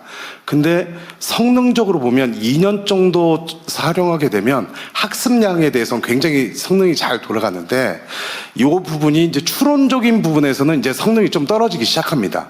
요때를 그 지역의 거점, 그러니까 데이터 센터 말고 또 다른 각각 지방의 소형 센터, 데이터 센터들한테 넘기면 스타트업들이 추론 용도로는 이 이후에 4년, 5년을 또 쓸 수 있습니다. 그래서 좀 기존의 데이터 센터에는 학습을 집중하고 최신 모델로 파운데이션 모델에 집중할 수 있게 집중을 해주고 어느 정도 성능이 떨어져서 가치가 좀 떨어졌을 때 추론 모델을 많이 잘 쓸 수 있는 부분은 각 지역에 다시 재활용을 해서 지역의 스타트업들이 아주 저렴하게 쓸 수 있었으면 좋겠고 그게 또 한 5년이 지나면 사실 굉장히 느리다 생각하지만 스타트업 입장에서는 그 GPU 한 개만 있어도요. 자기들의 비즈니스 모델을 시제품을 만들 수 있고 구현할 수 있습니다. 그래서 그거를 스타트업들한테 재분배하시는, 그러니까 전환 매각하시는 이런 것들을 좀 고려해 주신다면 전국이 AI 도구를 활용해서 이 사업을 하고 창업 성장 모델을 가는데 단계별로 성장 사다리가 될 수 있지 않을까 생각이 듭니다. 물론 과기부에서 제우스라고 하는 프로그램이 있어서 연구소에서 장비가 5년 정도 지나면 이거를 다시 배분하는 거 있는데 그거는 사용년한이 지나서 물리적 가치가 떨어져서 배부를 하는 거고요. 이 GPU는 성능 가치 관점에서 가이드를 잡아서 이거를 이 창업 생태계에 활용할 수 있으면 좋겠다 생각을 해봅니다. 네, 감사합니다. 지적 사항 중에 출발 자체는 규제와 관계없이 시작할 텐데 일정 단계에서는 점검을 스크린을 해야 되겠네요. 네. 그 별도 시스템을 구축을 해야 될 것 같습니다. 네, 지금 규제 샌드박스 관련해서 그래서 이제 지난번 아니야, 규제 샌드박스 말고 이 사업 창업 네네. 프로그램 그것도 선발할 때도 일정 단계가 되면 규제 바로 예를 들면 사업화될 부분은 그걸 점검해 줘야 되고 또 필요하면 법 개정이든 뭘 해야 되면 그 조치도 해야 되니까 일정 단계에서는 스크린을 해야 될 것 같습니다. 네, 단계를 추가하겠습니다. 예, 계속해서 참석자 여러분의 의견 듣겠습니다. 저기 뒤에 양승훈 교수님이신가요? 네. 예, 안녕하세요. 저는 경남대학교 사회학과의 양승훈 교수라고 합니다. 저는 조선소에서 일했었고 현재는 지역의 제조업하고 이제 제조 인력, 특히 이제 엔지니어 인력, 이제 대졸자 이제 공학 인력에 대해서 관심을 갖고 있고요. 오늘 이제 모두의 창업에 대한 이야기도 굉장히 잘 들었는데 저는 좀 뒷단계에 대해서 말씀을 드려보겠고 테크 창업과 지금 로컬 창업 말씀하셨는데 사실 좀 제조업이라는 관점에서 조금 더 말씀을 드려보고 싶습니다. 왜 제조업이냐면 사실은 여전히 많은 아까 평범한 사람들의 일자리가 지금 굉장히 어떻게 할지 난망하다고 대통령님께서 말씀하셨지만 사실 여전히 그럼에도 제조업이 안정적인 중산층 일자리를 만든다는 데는 변함이 없기 때문입니다. 그래서 제조 창업들이 많이 되고 있는데 제가 조금 의견을 하나 드려보자면 지역에요. 저희가 1973년에 중화공업화를 시작하고 사실은 동남권 제가 있는 창원이나 뭐 거제나 울산, 포항 이런 데는 지금 사실은 퇴직하신 분들이 되게 많습니다. 그러니까 그 중에는 이제 뭐 생산직 분들, 이제 뭐 장인이라고 말할 수 있는 숙련공들도 있지만 지금 이제 기술 임원이나 혹은 엔지니어로 퇴직하신 분들이 굉장히 많아요. 그리고 그분들이 사실 뭔가 이제 일을 하려고 합니다. 그래서 뭐 지역, 뭐 예를 들면 국가 연구 사업을 딸 때 뭐 자문을 한다든지 이런 방식의 기여는 하지만 제가 볼 때는 그분들이 제조 스타트업 같은 거를 지역에서 사실은 많이 시도하거든요. 지금 부산이나 울산이나 창원 이쪽에서 많이 시도하는데 그런 분들의 이제 그러한 기업들의 이제 자문을 하는 스승 역할을 할 수 있게 하면서 좀 배움과 성장을 할 수 있는 기여를 만들면 어떨까 하는 생각이 듭니다. 왜냐하면 제조업은 아이디어만 갖고 되는 게 아니고 실제로 그거를 시제품 만드는 것까지는 갈 수 있더라도 사실은 양산을 해야 되는 문제에서 사실 아까 실패가 굉장히 중요한 경험이라고 말씀하셨는데 어마어마한 시행착오를 겪으면서 우리나라 제조업이 진짜 남의 거, 일본 거 베껴가면서 독일 거 기술 베껴가면서 사실은 그 혁신했던 경험을 다 몸으로 체득한 분들이 30-40년 이상의 경험을 갖고 계신데 사실은 역할이 특별히 없고 지자체들 소수 지자체들이 이제 뭐 협회 같은 걸 만들어서 운영을 해봤으나 저는 이 차에 좀 그분들이 제 역할을 할 수 있게 기여할 수 있게 하면은 여러모로 도움이 되겠다. 저는 뭐 그래서 그분들이 꼰대라서 뭐 청년들한테 가서 이래라 저래라 한다고 들을 거라고 생각하지 않습니다. 어차피 그분들을 쩔쩔 맬 거지만 그 상호작용이 굉장히 좋은 상호작용이 되면서 이 기업들이 이렇게 해야지 이게 수익이 날 수 있도록 팔 수 있는 물건이 되는 거야. 그리고 동남권은 지금 이제 이슈가 예를 들면 자동차 부품 업체들이 다 지금 수도권 중심으로 바뀌고 있습니다. 왜냐하면 전장화가 되니까 기계 중심의 이 자동차 부품 업체들 지금 전환하고 혁신해야 되는데 여기서 제조 혁신 기업들이 많이 나와줘야 되고요. 조선 기자재는 지금 중국으로 많이 가성비 때문에 넘어갔는데 거기도 혁신해줘야 되는데 그 중간 단계에서 공정을 혁신하고 제품 혁신했던 요 베테랑들을 잘 쓸 수 있도록 하는 게 굉장히 중요하겠다 이런 생각이 들고 두 번째 아이디어만 말씀드리고 마치겠습니다. 그 대통령님 지금 공과대학에 여학생들 몇 프로 정도 가는지 아십니까? 공대요. 그거 한 30%는 되지 않을까요? 그게 30% 국가 목표고요. 지금 23% 됩니다. 23% 되는데 그럼 제조업체에서 여학생들 몇 프로 쓸까요? 공대 나온 여학생들 그 비율만큼 쓸까요? 자신 없습니다. 네, 절대 그렇게 쓰지 않고 특히나 이제 생산이 많은 지역들 지금 동남권 이런 곳에서는 10%가 되는 기업이 잘 없습니다. 예를 들면 웃기는 전공이 화학공학입니다. 화학이나 화학공학 이쪽은 여학생이 절반입니다. 근데 우리 예를 들면 석유화학 기업들 가면은 여성 비율 10% 안 됩니다. 이제 그래서 저는 뭐 기존의 대기업들을 바꾸자 이것보다 새로 이제 출발하는 기업들에 공공이 지금 투자를 많이 한다고 했고 제조부나 투자를 많이 한다면 적어도 공과대학에 진학하는 여학생들 들어가는 그 수요만큼 비율만큼 채용하는 목표를 주는 기업들에게 조금 더 인센티브를 주면은 그것도 아마 여러 가지 불균형을 해소할 수 있을 거라고 생각합니다. 왜냐하면 여성 일자리가 요약하자면 수도권에밖에 없는 게 우리나라의 형편입니다. 양질의 여성 일자리는 수도권에밖에 없고 비수도권은 제조업이 있거나 혹은 여성들에게 사회 서비스 분야의 질낮은 고용밖에 없기 때문에 새로 창출되는 일자리에서 그 불균형을 어느 정도 개선하면은 분명히 도움이 되지 않을까 이런 생각이 들어서 두 가지 의견을 드렸습니다. 이상입니다. 예, 감사합니다. 그리고 제가 아까 놓쳤던 것 같은데 혹시 과기부 장관님 말씀 주시겠습니까? 아까 GPU 얘기하셔서 잠시 답변 드리겠습니다. 그래서 일단 그 중소 스타트업들이 이제 AI 개발하는데 GPU 배분을 1만 장에서 이제 한 40% 정도, 30%에서 40% 정도를 지원할 겁니다. 그러면 이제 4,000장, 3,000에서 4,000장 정도 되는데 말씀하신 대로 이 모두가 다 이렇게 GPU를 100% 활용할 수 있게 하기는 어렵습니다. 그래서 효과적으로 뭐 지원을 받고 저희가 배분을 해드릴 거고 말씀하신 대로 지금에 들여오는 장비는 비백 최신 장비입니다. 근데 이제 저희가 이제 앞으로는 지금은 최신의 장비를 들여오고 AI 학습과 이 추론 서비스를 좀 구분해서 저희가 서버를 제공할 겁니다. 그래서 지금 우리가 자체적인 NPU 개발도 좀 하고 있고 지금 말씀하신 대로 사실 추론형 서비스를 위해서 지금 G200 정도 수준이 아니라 A100 정도 수준으로도 지금 AI 서비스를 할 수가 있습니다.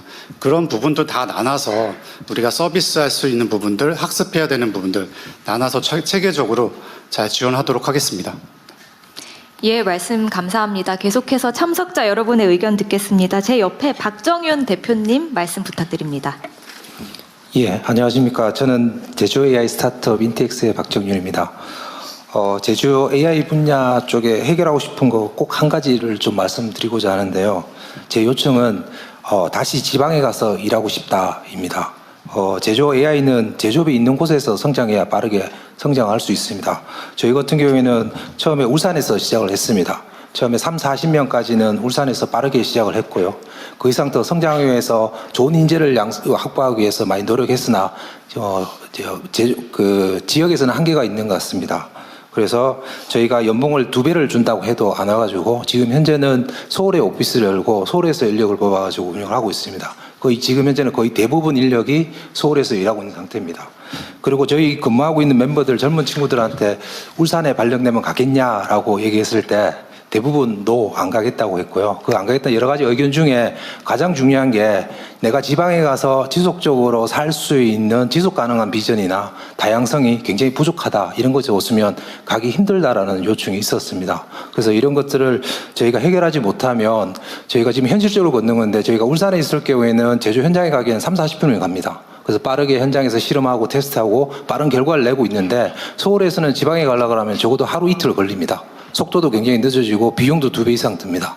이런 것들을 해결하기 위해서 저희들도 여러 가지 고민을 하고 있는데 현재 지금 뭐 지방시대위원회라든지 그다음에 중앙정부의 여러 가지 지방정책이라든지 그다음에 지자체 정책들이 굉장히 많이 있습니다. 저도 보고 있고요. 이런 것들을 잘 융합하게 되면은 예전에 우리 60년대 70년대 지방산업 활성화를 통해 가지고 지방시대를 열었던 것처럼 새로운 시대가 열리지 않을까라고 생각합니다. 대통령님께서 이 부분을 좀 더 집중적으로 좀 관심을 가져주시고 집중 지원을 해주시면 저희 인텍스 같은 기업들이 지방에 가서 더 크게 날개를 펼칠 수 있도록 될 수 있을 것 같습니다. 감사합니다.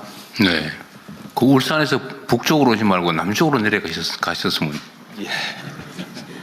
어제 해수부를 부산으로 옮겼는데 거기 부산 가고 싶다고 대기하는 그러니까 부산으로 발령해달라는 게 160명이 대기하고 있다던데 부산은 그런 데로 괜찮은 모양이던데 좀 어때요? 부산도 별로라고 한답니까?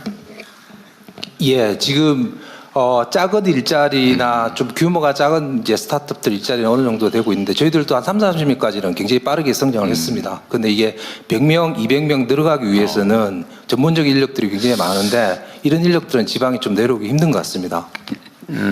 제일 핵심적인 게 뭐예요? 뭐 문화시설?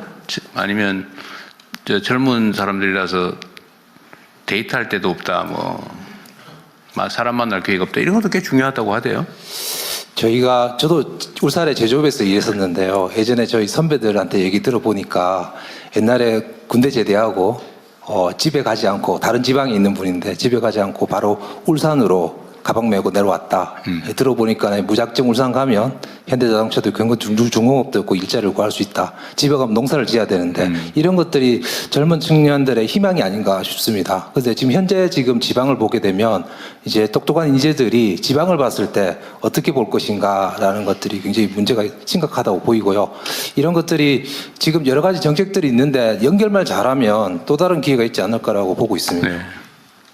하여튼 약간의 미스매칭도 있는 것 같고 이제 비전 문제도 있는 것 같고 좋아질 기미가 별로 없다, 나빠질 가능성이 너무 많다 이런 것도 있을 테고 좀 참고하겠습니다. 네, 앞서 안내드렸는데 자연스럽게 논의가 넘어와서 이제 지역 창업 생태계 활성화 방안까지 다 열어두고 참석자 여러분의 의견 받겠습니다. 네, 저기 끝에 이동민 대표님 의견 부탁드립니다. 네, 안녕하십니까. 건설 산업 생산성을 향상하기 위해 건설 로봇 만들고 있는 고래로보틱스 이동민 대표입니다. 극초기 스타트업에게 박사급 인원을 모셔오는 건 사활이 걸린 문제인데요. 박사급 인원을 모실 수 있는 가장 현실적인 방법이 병역 특례입니다.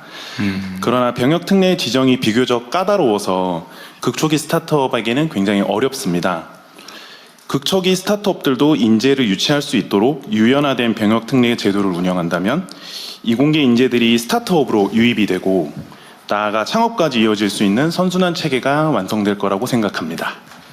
네, 이상입니다. 개인적인 질문인데 왜 고래예요? 이름이? 네, 레고를 거꾸로 네이밍했고요. 네, 모듈러한 로봇을 지향하고 있습니다. 고래? 그건 줄 알았더니. 네. 건설 로봇 개발을 하시는 거예요? 네, 하드웨어 생산은 아니고 개발. 하드웨어 개발, 그다음 소프트웨어까지 모두 다 개발하고 있습니다. 어디 계세요? 현재 마포구에 위치하고 있습니다. 네, 알겠습니다. 예, 의견 감사합니다. 또 말씀 주실 분 계실까요? 네. 하정우 수석님 옆에 한상엽 대표님, 네, 말씀 부탁드립니다. 네, 감사합니다. 저는 사회 문제를 기술로 해결하려고 하는 스타트업들이 투자하는 일을 하는 소풍벤처스에서 일하고 있습니다. 우선 새 정부 들어서 잘할 수 있다는 생각이 많이 듭니다. 네, 감사드리고요. 그리고 대통령님께서 임기 시작하실 때 한국 자본시장 성장을 위해서 몸소 코스피 ETF에 투자하신 걸로 알고 있는데요. 요새 2배 났습니다. 축하드립니다. 너무 부럽습니다. 초기 스타트업에 투자하는 펀드도 좀 관심 가져주시면 제가 투자할 자신 있습니다. 예, 좋겠다는 생각 드리면서 두 가지 말씀드리고 싶습니다. 저는 첫 번째는 모두의 창업 프로그램의 지속성과 그 프로그램 자체의 성장에 대한 말씀을 좀 드리고 싶은데요. 전환 혹은 관점 자체를 창업 수에서 좀 시장 규모와 매출로 바꾸는 그 지표를 세팅해야 된다는 제안을 먼저 드리고 싶습니다. 결국 창업 숫자가 중요하다기보다는 창업의 질이 좋아져야 되기 때문에 스타트업에서 스케일업으로 또 실패의 우리가 목적도 결국은 스케일업을 만들어내는 좋은 기업을 얼마나 만들어내느냐가 있기 때문에 이런 부분 제안드리고 싶고요. 그리고 이 프로그램이 지속적으로 가기 위해서 첫 시작은 좀 정부 주도로 열심히 이렇게 해주시는 게 속도가 더 날 것 같은데요. 그 이후에는 전국에 있는 500개의 창업 기획자들이 있습니다. 이 기획자들에게 각자의 모두의 창업의 프로그램을 만들게 하고 그들이 반대로 모두의 창업 프로그램의 사무국에게 우리는 이 지역에서 이런 프로그램을 운영하겠다라는 제안을 받아서 실제 약간 점조직 형태로 운영되는 프로그램을 만든다면 모두의 창업이 1년에 3번, 4번이 아니라 500개가 동시다발적으로 벌어지고 그걸 한 번에 모아서 결국 연말에 우리가 500개의 프로그램의 결과가 이렇게 나왔다라는 걸 확인한다면 훨씬 더 지속성 있는 프로그램이 되지 않을까 싶고요. 두 번째는 좀 금융에 대한 이야기입니다. 사실 실패 확률은 높은데 또 유난히 국가나 산업 관점에서 관심을 가져야 되는 인더스트리가 있다고 생각하는데요. 저는 예를 들어서 그것이 기후테크라고 생각합니다. 기후테크 스타트업들은 좀 긴 호흡과 막대한 자본이 필요한데요. 그렇기 때문에 좀 기후에너지 투자공사와 같이 좀 장기적이고 과감한 좀 투자를 전담할 수 있는 공적기관이 반드시 필요합니다. 실제 미국에서도 실리콘밸리 은행이라고 하는 사례가 존재했고요. 이 개념을 좀 확대한다면 물론 모태펀드도 역할을 잘하고 있습니다만 우리가 스타트업 투자공사 이런 형태로 정말 리스크를 제대로 테이킹할 수 있는 금융기구를 하나 만들어낸다면 역시나 이 스타트업 열풍도 좀 더 지속성을 갖고 가지 않을까라는 제안 드리고 싶습니다. 이상입니다. 네, 이거 좋은 생각이 같네요. 그 섹터를 좀 나눠가지고. 근데 제대로 지속적으로 투자하면 어쨌든 뭐 한 100개 이렇게 투자를 하면 한 7, 80개는 사라지겠지만 그중에 한 10개, 20개만 살아남아서 성공해서 한두 개만 성공했다 다 충분히 복구할 수 있는 거 아닌가요? 그죠? 전 세계적으로 빅테크가 나타나는 숫자는 0.01% 정도? 만분의 1% 만분의 안쪽, 1. 네, 그 정도라고 얘기하고 있습니다. 근데 뭐 사실 그럼에도 불구하고 작은 회사들이 굉장히 잘 성장해서 적정한 규모로 커가는 회사들이 많아지는 것도 유의미하고 또 큰 회사 나오는 것도 중요하고 전 말씀하신 중에 민간의 협력이 굉장히 중요하고 민간 주도가 중요하다는데 동의가 됩니다. 그래서 정부는 마중물을 붓고 이번 창업 경진 대회도 붐이 일어나려면 정부 혼자 나가서는 붐이 일어나지 않을 거고요. 전국에 걸쳐서 모두 하고 계신 크고 작은 경진 대회가 많다는 걸 알고 있습니다. 그래서 이 부분들이 잘 좀 연결되고 그리고 민간 창업자분들도 여기에 서포터즈로 잘 참여하시고 투자하고 연계되고 뭐 아직 설계가 좀 있어야 하지만 저희가 이번에 투자하는 회사들에 대해서는 좀 지분도 서로 주고받는 이런 이야기들도 하면서 이게 전체적으로 정말 이렇게 기업 가는 그런 방향에 대한 설계를 경진대회 수준에서 넘어가서 좀 더 해야 된다고 생각해서 말씀 많이 더 듣도록 하겠습니다. 그러니까 심사를 통해서 성공 가능성이나 발전 가능성, 성장 가능성 이런 걸 봐서 물론 그 중에 뭐 절반이 사라질 수도 있지만 그래도 모두에게 기회를 주고 안정적으로 지속적으로 하려면 투자공사 펀드보다는 투자공사가 훨씬 더 안정적일 것 같긴 하네요. 기후 장관입니다. 기술 에너지 투자공사 얘기를 했는데요. 최근에 한전이 이제 기술 지주회사를 검토하고 있습니다. 한전이 1년에 R&D 예산만 4천억을 투자를 하고요. 가지고 있는 특허만 8천 개가 있는데 그거에 대해서 그걸 제대로 쓰일 수 있도록 그 기회 자체가 열리지를 않았는데 그 다양한 전력과 에너지 관련한 곳에 한전의 기술력을 가지고 일종의 기술 지주회사나 투자공사 개념으로 하면 훨씬 더 벤처 스타트업을 키울 수 있는 일종의 모태펀드 기능을 충분히 가질 수 있거든요. 그게 활성화되면 충분히 가능성이 더 높아질 수 있을 것 같습니다. 하여튼 펀드도 그 기능을 하긴 하는데 이게 지금 펀드는 청산 욕구가 있잖아, 그죠? 이익 실현 욕구나 청산 욕구 때문에 지속성에 약간 문제가 있을 것 같은데. 네, 지금 말씀 주신 부분까지 사실 다 같이 조금 더 이제 단계가 넘어가면 검토하려고 했었는데요. 이 부분들도 같이 넣어서 그러시죠. 네, 좋은 제안인 것 같습니다. 네. 예, 계속해서 의견 듣겠습니다. 대통령님 오른쪽에 문지연 대표님 부탁드립니다. 축하드립니다. 왼쪽에도 기회 한번 주세요. 예, 알겠습니다. 네, 안녕하세요. 저는 강원도 원주에서 들기름 짜고 있는 오키바학관 대표 문지연입니다. 들기름 짜고 있어요? 네. 네, 저는 현장에서 로컬 창업에 대해 보다 보니까 여러 가지 좀 의견 드리고 싶은 내용들이 있었는데요.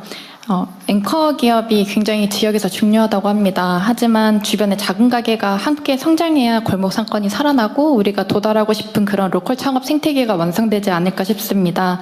그리고 로컬 상권이 굉장히 유기적이기 때문에 저는 단순 매출이나 고용 수치뿐만 아니라 지역과의 연계성, 스토리 진정성 등 지역 내 파급력 요소도 성장 가능성 평가 기준에 조금 포함해 주시면 좋지 않을까라는 생각을 했습니다. 두 번째로는 성장 속도가 좀 빠르지 않은 로컬 비즈니스가 이런 좀 한계점을 좀 느낄 때가 있는데요. 로컬에서 좀 오래 버틴 기업이 지역의 자산이 될 때가 있습니다. 지역과 신뢰를 쌓으면서 천천히 성장하고 또 그 파급력은 꽤나 큽니다. 오래된 기업이 도약할 수 있는 중후기 단계의 장기적 지원과 그리고 지원 사업 단계에서 업력 제한 때문에 지원할 수 없는 경우가 가끔 있는데 이런 부분에 대한 제한들을 조금 풀어주시는 거를 제언드립니다. 네, 그러면 이번에는 대통령님 왼쪽에 강지호 대표님 부탁드립니다. 고맙습니다. 네, 안녕하세요. 저는 싱가포르에 본사를 두고 있는 벤처 캐피탈사 엔틀러의 한국 대표를 맡고 있습니다. 어떻게 하면 우리 모두의 창업 프로젝트를 통해서 나타난 훌륭한 창업자들이 정말 글로벌 사업체로 성장할 수 있을까에 대한 아이디어를 제안드리고 싶은데요. 저희 엔틀러는 한국을 포함해서 전 세계 30개 정도의 도시에서 저희가 투자를 하고 있어요. 근데 각 도시의 공통점을 보면 그 국가에서 테크 쪽에서 일을 하고 있는 훌륭한 인재들의 적게는 30%에서 많게는 50% 이상이 이민자들입니다. 근데 그것이 이야기하는 것이 뭐냐면 엔틀러에서 늘 얘기하는 것이 저희가 창업팀을 볼 때 어떤 팀이 강한 팀이냐, 다양한 배경과 경험과 시각에서 어떤 문제를 바라볼 수 있고 시장을 바라볼 수 있는 팀이 뭉쳤을 때 굉장히 강한 팀이 된다라고 저희가 좀 이야기를 하고 있습니다. 한국 같은 경우에는 이제 연구, 아카데미아 쪽에서는 또 훌륭한 어떤 교수님들과 어떤 연구자들을 또 많이 모셔오고 또 함께 한국에 있는 그 연구자들과 같이 협업을 하는 어떤 사업들이 많은 것 같은데요. 아직 창업 쪽 생태계는 이제 막 시작하고 있는 단계인 것 같습니다. 그래서 이런 부분들, 해외에 있는 훌륭한 창업자분들 혹은 사업에 성공하신 분들이 또 만약에 다음 사업을 할 때 한국을 이제 내가 한국을 선택해가지고 시작을 하겠다라고 했을 때 국내에 있는 창업자들이 이제 그들의 어떤 또 그 좋은 어떤 새로운 경험이라든가 어떤 새로운 시각을 활용해가지고 훨씬 더 글로벌한 스타트업이 나타날 수 있지 않을까 생각이 듭니다. 좋은 지적 같습니다. 예, 계속해서 의견 듣겠습니다. 이번에는 대통령님께 제일 이렇게 떨어진 이충호 대표님 부탁드리겠습니다. 네, 감사합니다. 네, 안녕하세요. 저는 스타트업 리피드를 운영하고 있는 이충호이고, 리피드는 저희는 폐식용유라고 하는 폐기물 자원을 수거 단계부터 데이터와 함께 수거하여서 결국 지속 가능 항공유의 원료로 사용될 수 있도록 만드는 그런 식용유로 스타트업을 하고 있습니다. 폐식용유로 항공유를 만든다고요? 예. 네. 그걸 이제 SAF라고 많이 부르는데요. 지금 폐식용유가 이제 중요 미래의 자원이 되고 있습니다. 네, 그리고 저는 바로 옆에 계신 그 엔틀러의 1기로 선발되어서 이제 지금까지 그래요? 네, 창업 인큐베이팅을 거쳐서 그다음에 이제 하고 있습니다. 그리고 창업 과정에서 특히 저희가 가장 많이 컨택하는 이제 정부 부처는 당연히 이제 중기부입니다. 중기부에게 수많은 정말 많은 지원을 정말 너무 감사하게 받고 있는데, 한 가지 제안드리고 싶은 거는 중기부의 그 배치 자체가 대부분 기능적 배치로 되어 있다 보니까 좀 그거를 이제 산업적 배치로 어느 정도 일정 부분이 추가되면은 좀 더 기업들이, 스타트업 기업들이 이런 기술적인 부분이나 아니면은 더 그런 규제적인 부분에 막혀 있을 때 좀 해결이 쉽지 않을까라고 생각합니다.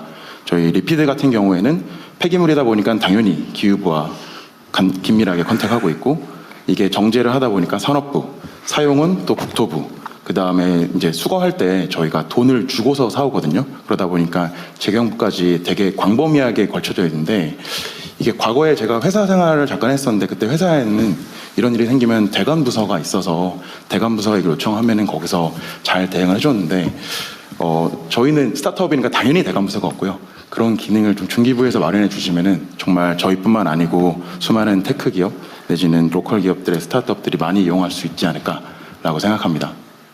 그리고 마지막 하나만 더 말씀드리면, 국가 창업 시대 너무 좋은데 한 가지 걱정이, 저희 직원들이 이거 듣고 다 창업하겠다.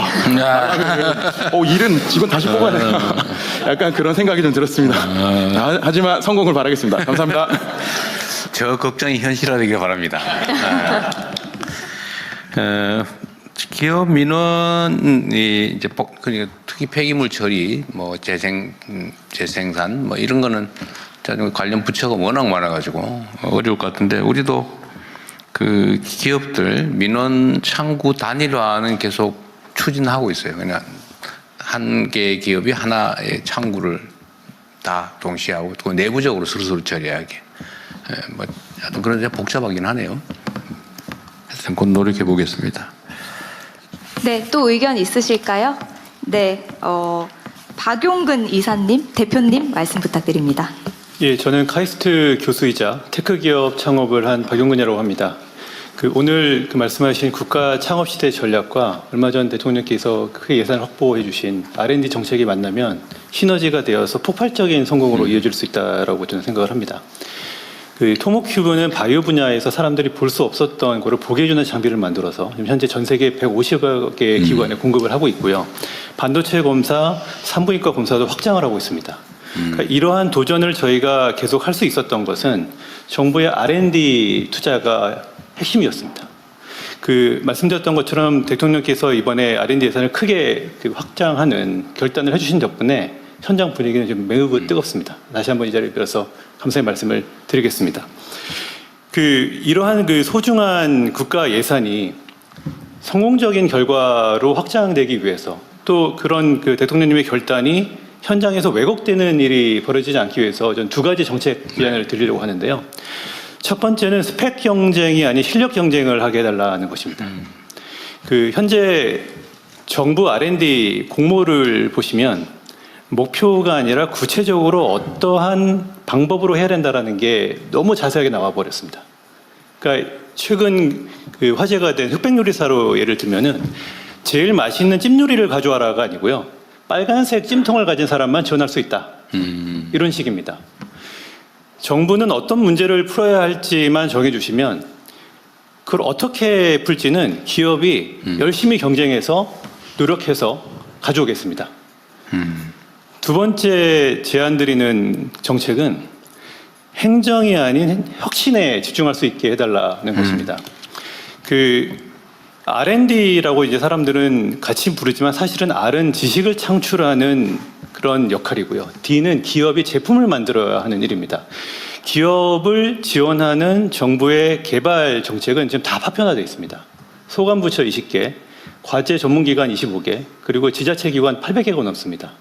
근데 문제는 기관별로 규정과 양식이 다 다르다라는 것인데요.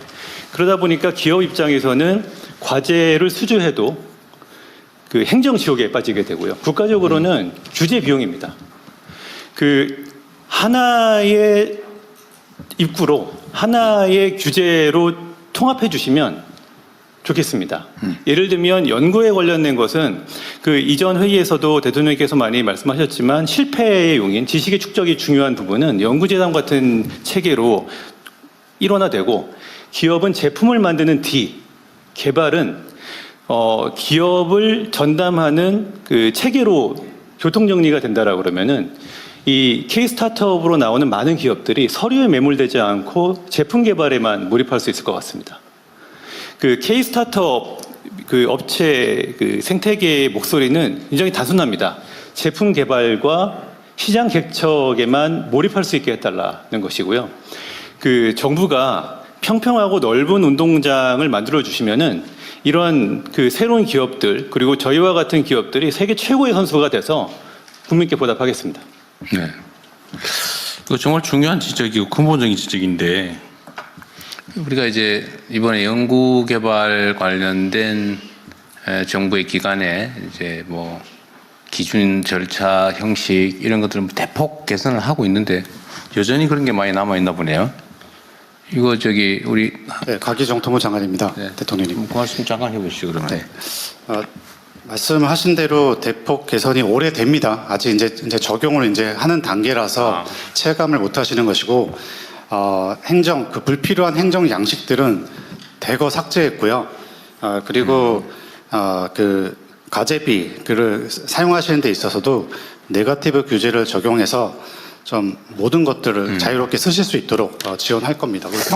지금 말씀하신 거는 아마도 우리가 이제 변경된 사업 시행되기 전 단계 네, 말씀 전 단계라서 그렇게 그런 거 말씀하신 같아요. 거고요. 올해부터 이제 다 적용이 됩니다. 말씀하신 내용들이. 올해 한번 해보고 현장에서의 지적은 계속 저희가 수렴해서 고쳐나갈 건데요. 한번 체험 한번 해보도록 하시고요. 예, 아직 아마 대통령. 시행되기 전 단계인 것 같네요. 적절시장에 한마디 하겠습니다. 저희 규제개혁 그 차원에서 이제 규제개혁위원회가 대통령 직속으로 되는데 규제를 풀고 안 풀고 이런 것도 검토하지만 오늘 지적하신 대로 서류가 이게 지원 금액이 있고 지원 프로그램이 있는 건 아는데 도대체 이 서류 작성하기 지쳐서 지원하기 싫다는 목소리가 되게 많습니다. 그래서 꼭 필요한 서류만 받도록 지금 있는 거를 30% 줄이는 차원이 아니고 꼭 필요한 서류만 받도록 하는 시스템을 하고 공통으로 수입되는 거 다 없애는 그런 쪽으로 지금 규제기위원회에서 한번 대대적으로 해보려고 합니다. 그러니까 세부 항목 제가 이제 구체적으로 지시해 놓은 것도